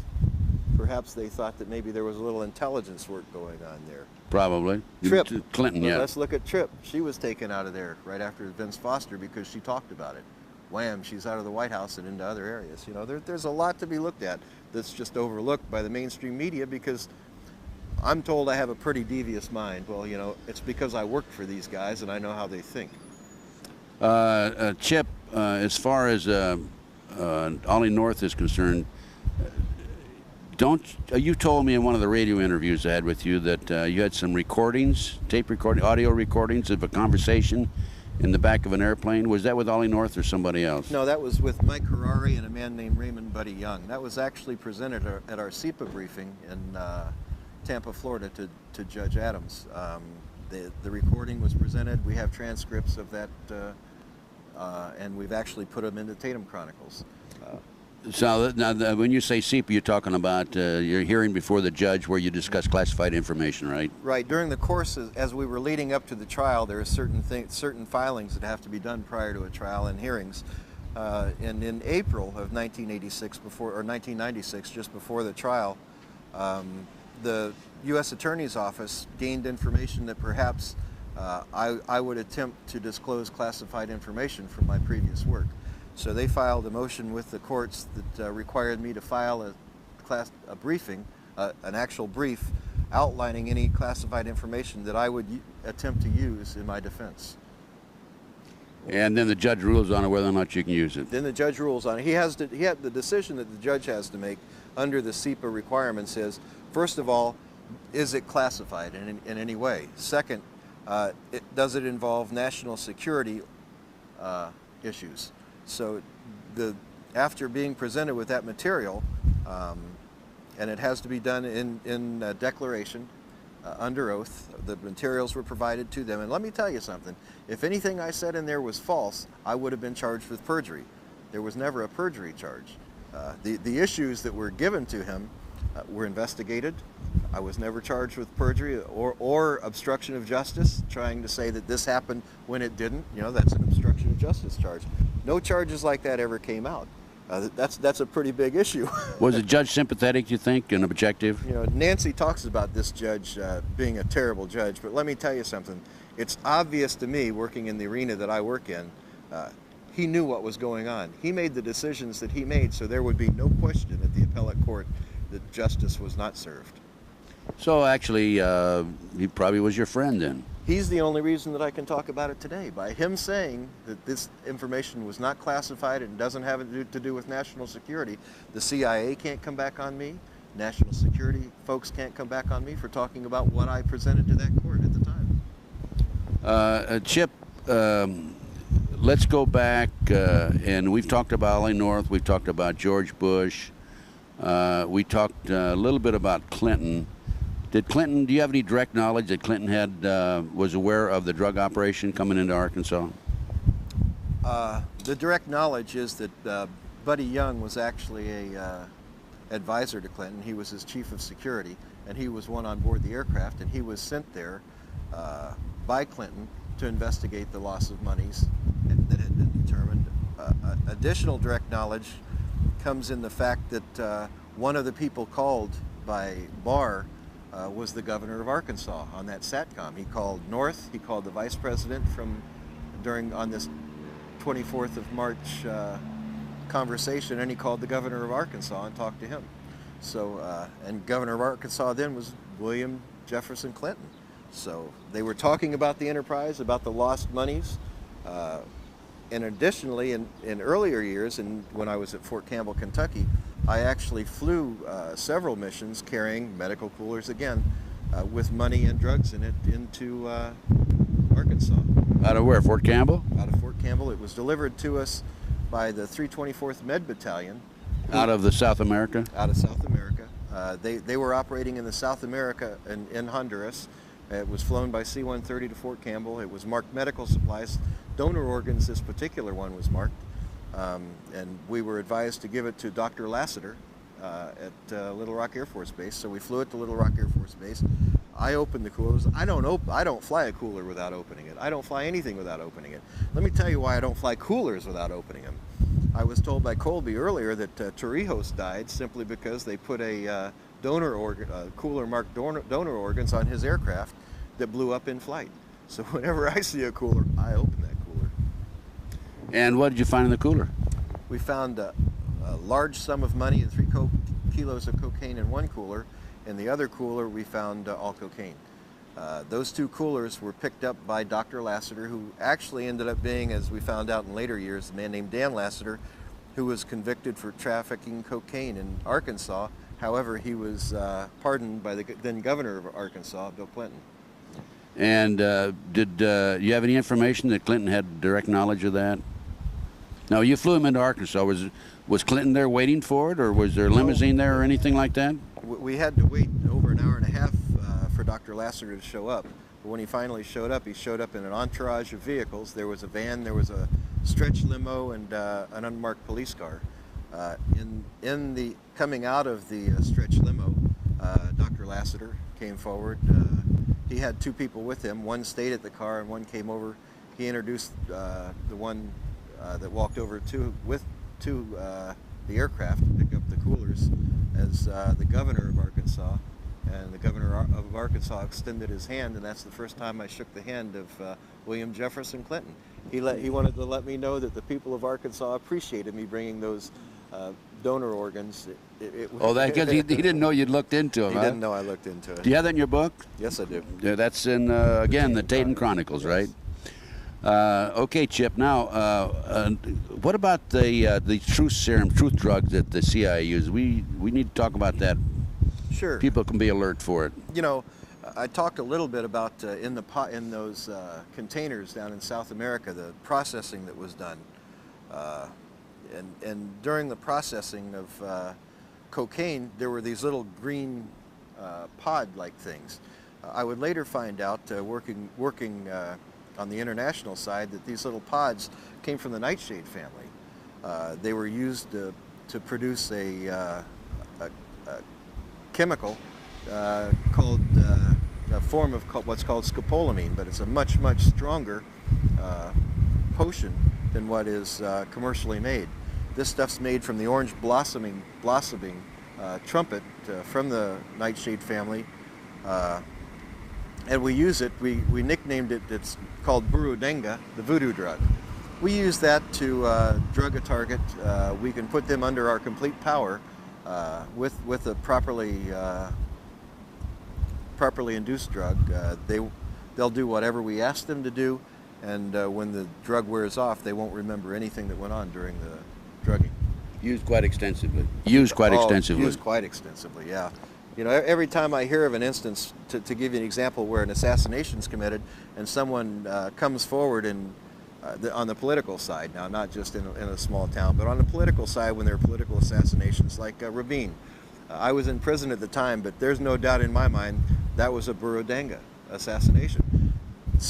This kid apparently shot Rabin, went in and admitted to shooting him, and then 3 days later said he doesn't remember shooting him. He didn't remember ever signing any statement saying that that's Burundanga. You see that quite regularly, really. Oh yeah, don't you? And it's actually becoming epidemic proportions. We've used it for years in the CIA, but now it's out in the general populace. And in Colombia, a lot of the gangs have it now, have access to it, and they're using it to rob people of their bank accounts. And, I mean, a guy will get hit with Burundanga, given a Coke that has Burundanga in it, take a drink of it, and next thing he knows, his bank account is empty, and he'd given it to this one of these drug gangs. And they give him instructions, tell him what to do, he does it, and then 3 days later he doesn't remember. They'll do anything. They'll shoot a person, they'll shoot themselves.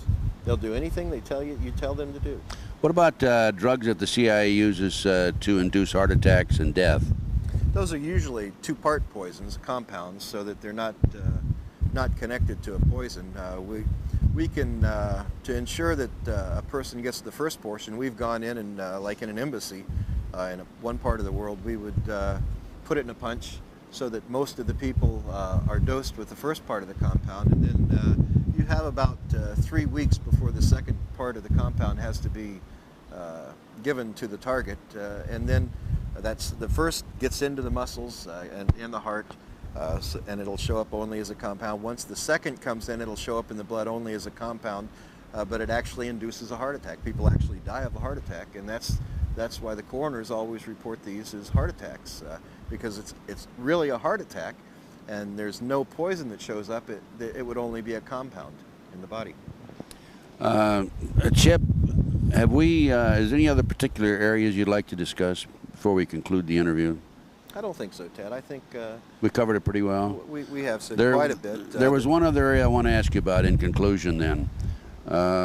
What about Jupiter Island and the New World Order plans?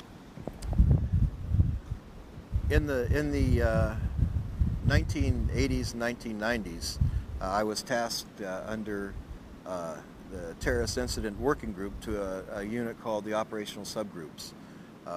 Many of our meetings in 89, 90, 91 were held in southeast Florida on Jupiter Island, in a briefing in a home of an affluent woman,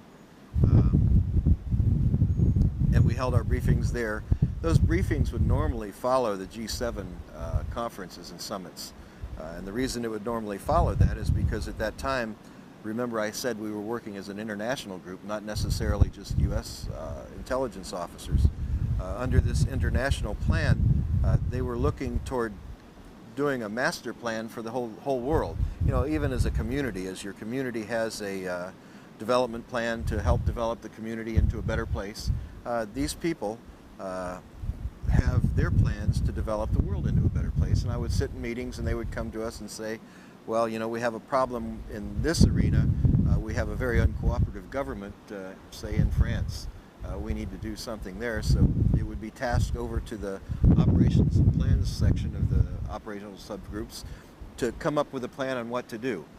So we would go into our planning phase. We'd look into say France and decide, well, you know, the president in France just isn't cooperating here. You know, he's kind of a loose cannon. What can we do? Well, let's do a little counterintelligence work, incite some riots or something like that.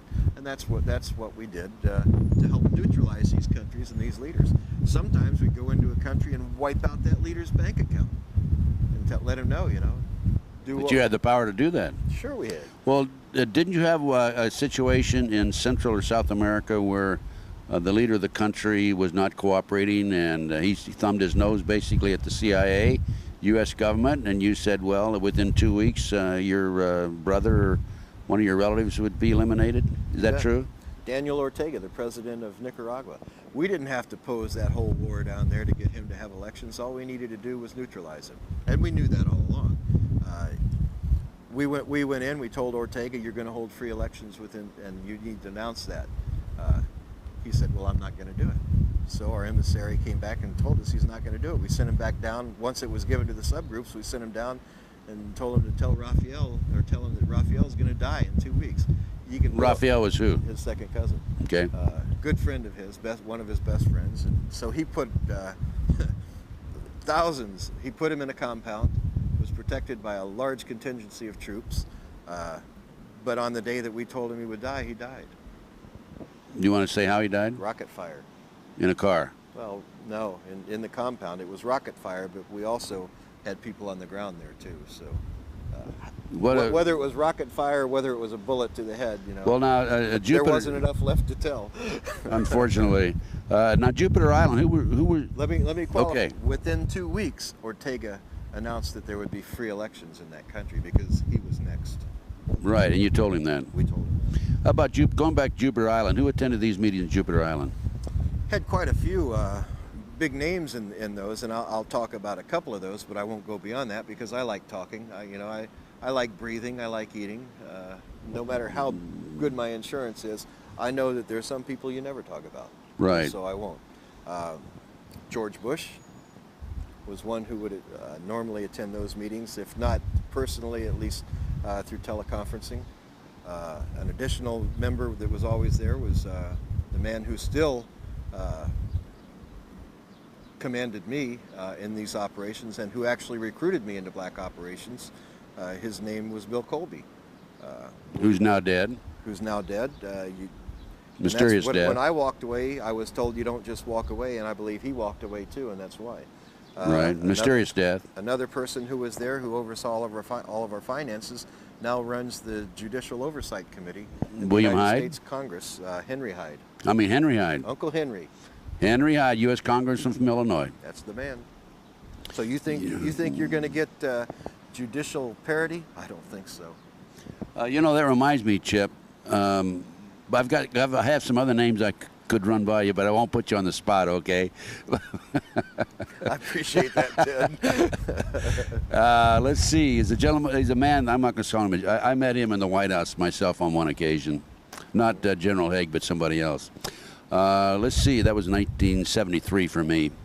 I had another thought that I wanted to bring up, and I'll remember it down the road. Well, here. you had asked me earlier what I'm doing these days, and let me tell you what I'm doing. Being a spook by trade, you can't just walk away. You can't just give it up. And you asked me what I'm doing on your radio show. What are your plans? And right now, I'm working as the two-county coordinator for the American Red Cross. And the reason I'm working as a two-county coordinator in Florida for the American Red Cross is it gives me the opportunity to interface directly with probably one of the darkest organizations the United States has ever seen, and that's FEMA. Oh, we know about FEMA. So I've been able to effectively infiltrate FEMA. I'm the person who deals directly with them in all issues and sit in meetings with them, and little did they know that they had a spook in their midst. They know it now. Yeah, they know it now. I told them last week in my last meeting with them. Well, then you have some pretty good information, I think, don't you? I waited till I got what I needed, and then I put it on the website. I did a big article on the website, exposed what they have going, how they effectively hope to take over. The big thing with FEMA is if the United States ever goes in to martial law, which can be put in place any time now because of Clinton's recent filings under the National Security Executive orders. Right. Since he's declared a national state of emergency already, all he has to do is have a nuclear, biological, or chemical threat active, and he can declare martial law. That's going to be pretty easy if he pushes Saddam into blowing up a biological, or if he shows the United States that there are people here, factions here, trying to do that, like they just tried to do with Harris. He can then effectively declare martial law. If he does that, though, the people who really take over the country and run things is FEMA. So you have to make sure, and I don't know that James E. Witt the current head of FEMA, is one who goes along with this plan. He just, you know, and sitting in our briefings and everything, he's just not one that's going to do it. So. Well, didn't they replace him, or aren't they replacing him? So quietly, last fall, they opened some offices in Washington at FEMA headquarters and brought their Region 6 administrator, a man named Raymond Buddy Young. Oh, we mentioned him earlier, right? Bill Security Clinton's officer. Security chief. That's right. Is taking over FEMA.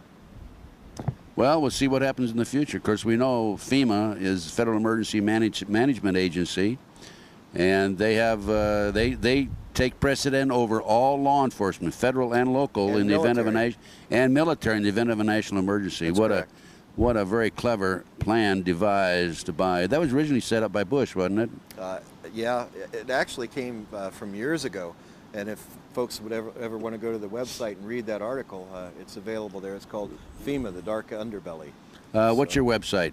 It's if they'll go to www.2.net and then just click on the Black Ops at the bottom of the page, they'll go right to the website. What about prison camps? You had information about prison camps. When we would fly cross country in Black Ops, in Special Ops, we would normally RO in at different areas. Nellis Air Force Base was one. A lot of military bases where they have large encampment areas that are built. We would RO in. We'd stay in those encampment areas. High security encampment areas. No cargo inside. And they aren't built for cargo. They aren't built to store things. They're built for people. What they intend on doing with that, I don't know, but they're in place. How many prison camps would you say? You know, I know of 5 or 6 that I saw. I also know that the United States Bureau of Prisons is in the process of acquiring land across the U.S. In Coleman, Florida.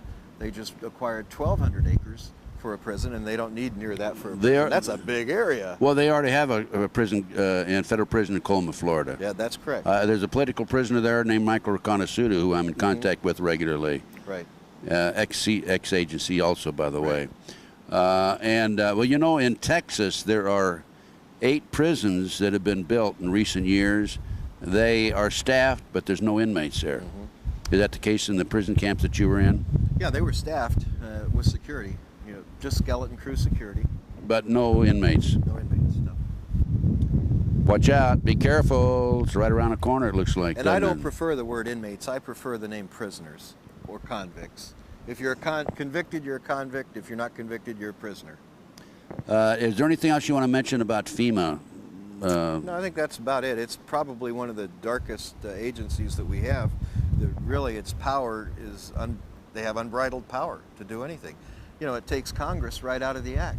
All Clinton has to do, or all the president, whoever it may be, has to do is from time to time report to Congress. That means he can send a 3x5 card to them and say, hey guys, things are fine and dandy. Come on back to work someday, but not today. What about Rothschild, Rockefeller? Do you have any connections there? The CIA and some of the cool. Not the CIA. Rockefeller. Let me see. I keep forgetting about the mic. How about the Rockefeller, the Rothschilds, and that bunch? Do you have anything that would tie them into the CIA operation, covert operation? Not CIA, but in Black Ops, and when we talk about the G7 meetings and setting things in place, that the powerful families always have input to the politicians that they've placed in power. And so in that arena, it's very easily for them to get their own desires taken care of. On a number of occasions, we've done work for them. You're talking about Jupiter Island now. Yes. So they have representatives there. Well, sure. Do you know, I know you know about the Bilderbergers, Council of Foreign Relations, Trilateral Commission. Were the representatives of those organizations there? No, when you talk about the Bilderbergers and G7, you're really talking about the same group of people, because the G7 are the politicians representing all these group of people. And some of these top politicians bring in their desires, and this is what we want to do, and Amschel Rothschild wants this done before he died, and it was done. And then Rupert Murdoch put out the word to 600 of his various news outlets and said, under no circumstances mention homicide, either natural causes or suicide. And of course they came out with he hung himself, and then the French police came along and said, wait a minute, it was murder, he was murdered. You remember that? Yeah. More control of the media. Hung right? himself on a towel rack in a hotel. Now folks, how many people of you hung a wet towel on the towel rack and it fell out of the wall? Exactly. Kind of tough. That's right. Chip, there's a couple other areas I thought about. Okay. Let's come back to my memory now, because we've been skipping around now at the end. You mentioned on my radio show how you dealt with, we mentioned Henry Hyde earlier, how you dealt with some of your assignments financially. You want to go into that? You had an attorney in Northern New York, and you could walk into certain banks, and on your signature, you get $250,000 without any difficulty. Well, in the earlier years with the CIA, all of us understand. I think a lot of us have seen the movie Air America, how the CIA would set up they're called proprietary companies. We learned early from those efforts that we could do that in the Black Ops arena also.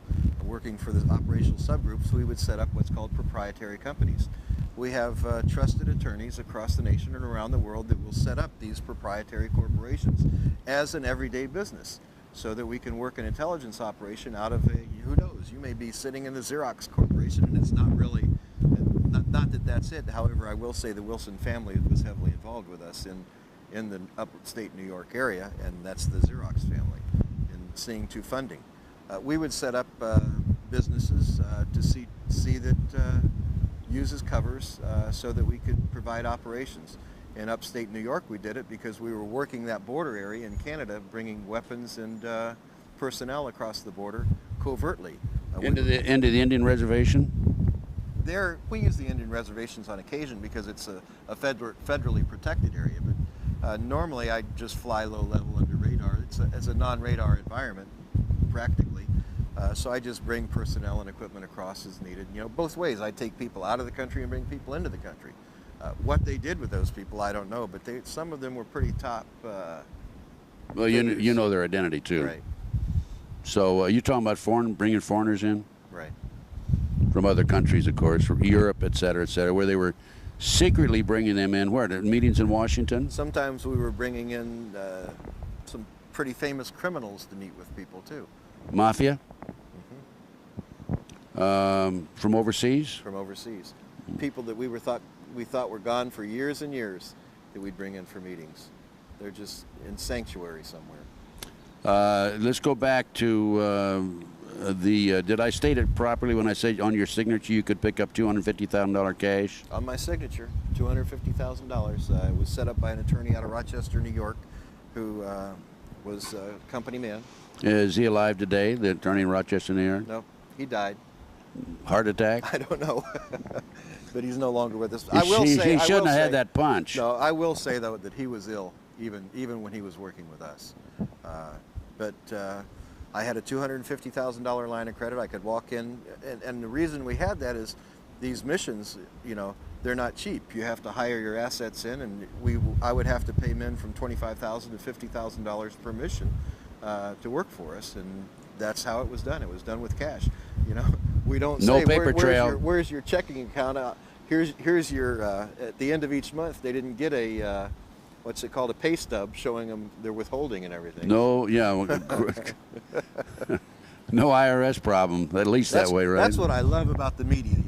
You read about black operations, and the media always wants to say, well, I want to see your pay stub from that. Well, these guys are just about brainless. I don't know any other way to say it. And now speaking of Henry Hyde, we talked about him earlier. He was the one that kept track of your $250,000 withdrawals. Well, he set up the account and got the line of credit for us. And he could do that because he was heavily involved in the banking industry. Where the guarantees for that money came from, I don't know. But I know that they always had to have a participating banker in the bank that we used. And this particular banker was one of the vice presidents of commercial lending. So, Chip, let's go back now. And you were asked to coordinate an operation against a fellow American at one point, and that's when you, according to your previous interviews with me on the radio, decided you had enough. Mm-hmm. Tell us about the meeting that you attended where you announced that. Well, Ted, this was simply the final straw. I had been asked on numerous occasions to participate in operations against American citizens. From the time I joined the operations subgroups in '86, They targeted U.S. citizens, they targeted foreign citizens, and in the intelligence community, fair game for us, our targets were what we thought of as criminals, intelligence officers, and politicians around the world that we target to influence outcomes of certain things. But when they started targeting U.S. citizens, you know, having been a target at one time myself in Vietnam, I was a target. You're a little sensitive then. I'm very sensitive when it came to that, and I told. Not to mention when they targeted Nancy. Yeah, that's right. That was it. I'll tell you. That broke brought it. my wrath. That's it, right? When, okay. when I was and good asked, for you. Huh? When I was asked in '92 to see to it that Ross Perot was neutralized, and when I say neutralized, it means that we can intimidate him, we could coerce him, which is a little stronger, more strong-arm tactics, or we could terminate him.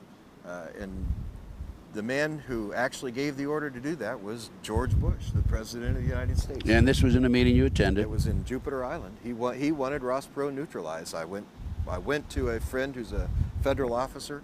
I walked out that day. I dropped a tape on the table. It had been my insurance policy, and I so that they could see what I had, I let them know, this is what I have. If I die, it'll come forward. Now this is you're in a meeting and you said, I've had it, this is enough. Put the tape down, hey guys, I'm leaving, you left. Do you think that they reviewed the tape immediately? I bet they couldn't get it in a VCR quick enough. I would imagine they had a stampede right behind you with the tape in hand. I talked to Colby. The first VCR machine. I talked to Bill after that. He was in the meeting, and he said that they just looked at each other stunned at first. They just couldn't believe it, because Bill told me on the spot. He said, Chip, you can't walk away from black operations. And that's when I put it down, and a smile came across his face, because he's the one that told me to do it.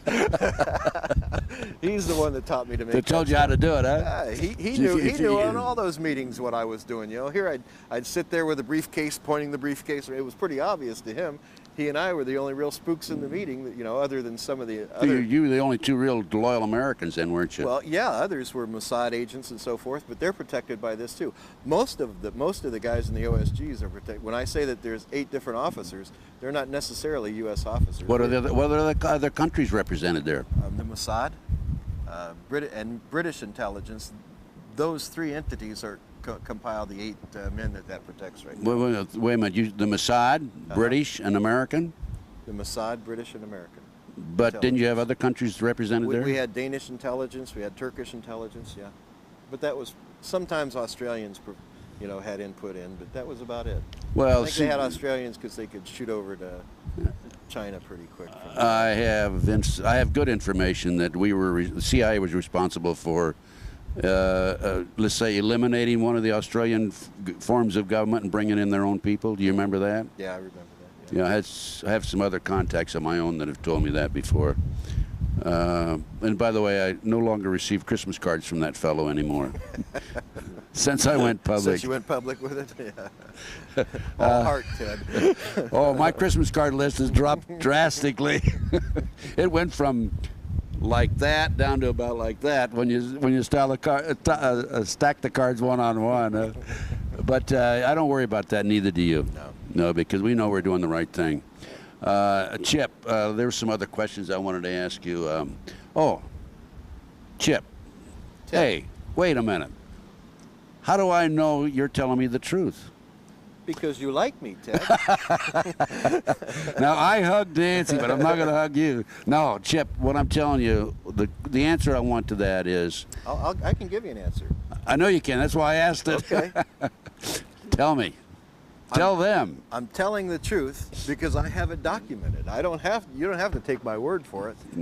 It's documented. It's not only documented in the documents here, it's also documented in federal documents.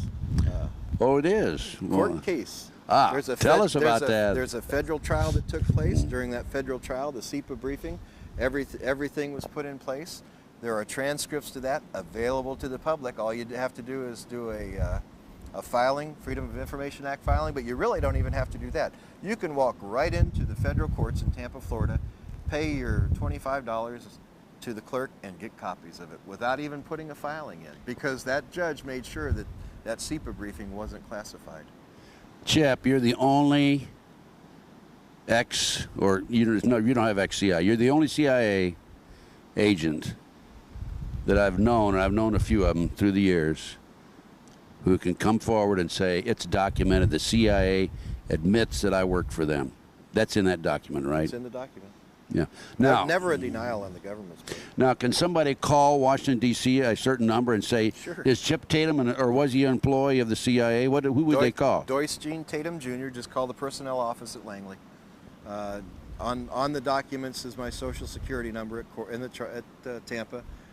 You can get the social security number. You can actually get the case number from the court and use that and find out if I was an employee.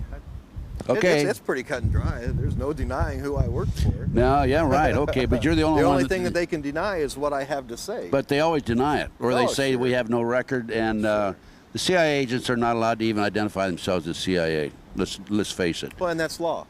That's by law, right? That's by law. Yeah. Sure. So if some guys go, because this federal judge made this ruling, it's not and law. some guy goes around saying I'm a CIA agent, don't believe him. Yeah. No, Isn't that right? That's right. And I've heard of this. Okay, before we discuss Nixon's darkest secret book, we've already talked about Tatum Chronicles. And Nixon's darkest secret is Operation Red Rock. Operation Red Rock, which we went in detail right in the beginning. You bet. Is there any other comments you want to make or anything else you want to discuss? Well, we've sent Operation Red Rock out to publishers around the United States, but there's some liability problems because I name the names, and these are pretty powerful guys. A couple of them are still alive, so it's difficult for them to do the publishing, so we've self-published. But the remarks that I get back from everyone, including Hollywood, is this is one of the best reads we've ever had. Oh, are you kidding? Really, What a great an movie. exciting book. Yeah, what a great movie. So we do have someone who's willing to go forward with a movie on Operation Red Rock now, but we're going to have to fictionalize it a little bit so that there's not that liability. Are you going to have a movie of it? Yes. Oh, great. Yep. There'll be a movie within the next couple of years, I'll say. Ah, great. Fantastic. And They can get that by calling our 1-800 number, 800-201-7892, and ask for extension 58. Just tell them you want Nixon's darkest secret or Operation Red Rock, same thing. That's one of the darkest secrets of Nixon's life, the fact that he ordered 13 American soldiers murdered. And of course, they can also order the Tatum Chronicles. Those Tatum Chronicles got me charged with treason, Ted, and thrown in prison for 2 years. I think it's worth looking at if you people would like to order the Tatum Chronicles. Again, 1-800-201-7892. Make copies of the documents, give them to the media, challenge anybody. Show me where they're wrong. They can't do it. Okay, also, folks, you can purchase this video. I know you're looking at it right now, but if you want some for your friends, or your friends want to purchase this video, call 1-800-201-7892. Extension 58, and it's available. Just talk to the operators. They take MasterCard, Visa, and personal checks. And I will also make these available through my flyer and catalog and so forth. So we'll two-time them, Chip. You bet. Get it out around the world. That's right. Okay, listen. Congratulations, Chip. It's always a pleasure talking to you. We'll have another 26-hour interview on my radio show in the future. Okay. Every time I talk to this man, he comes out with some new information. But thanks for appearing on the Thanks, Ted. on the mic and in front of the video. And God bless you. You're a great American. And I'm real proud to say that I know you and have really worked with you indirectly. Thanks. Let me say one last thing. Marine Recon all the way, boys. Yes. Thank you, Marine Recon. See you later, folks.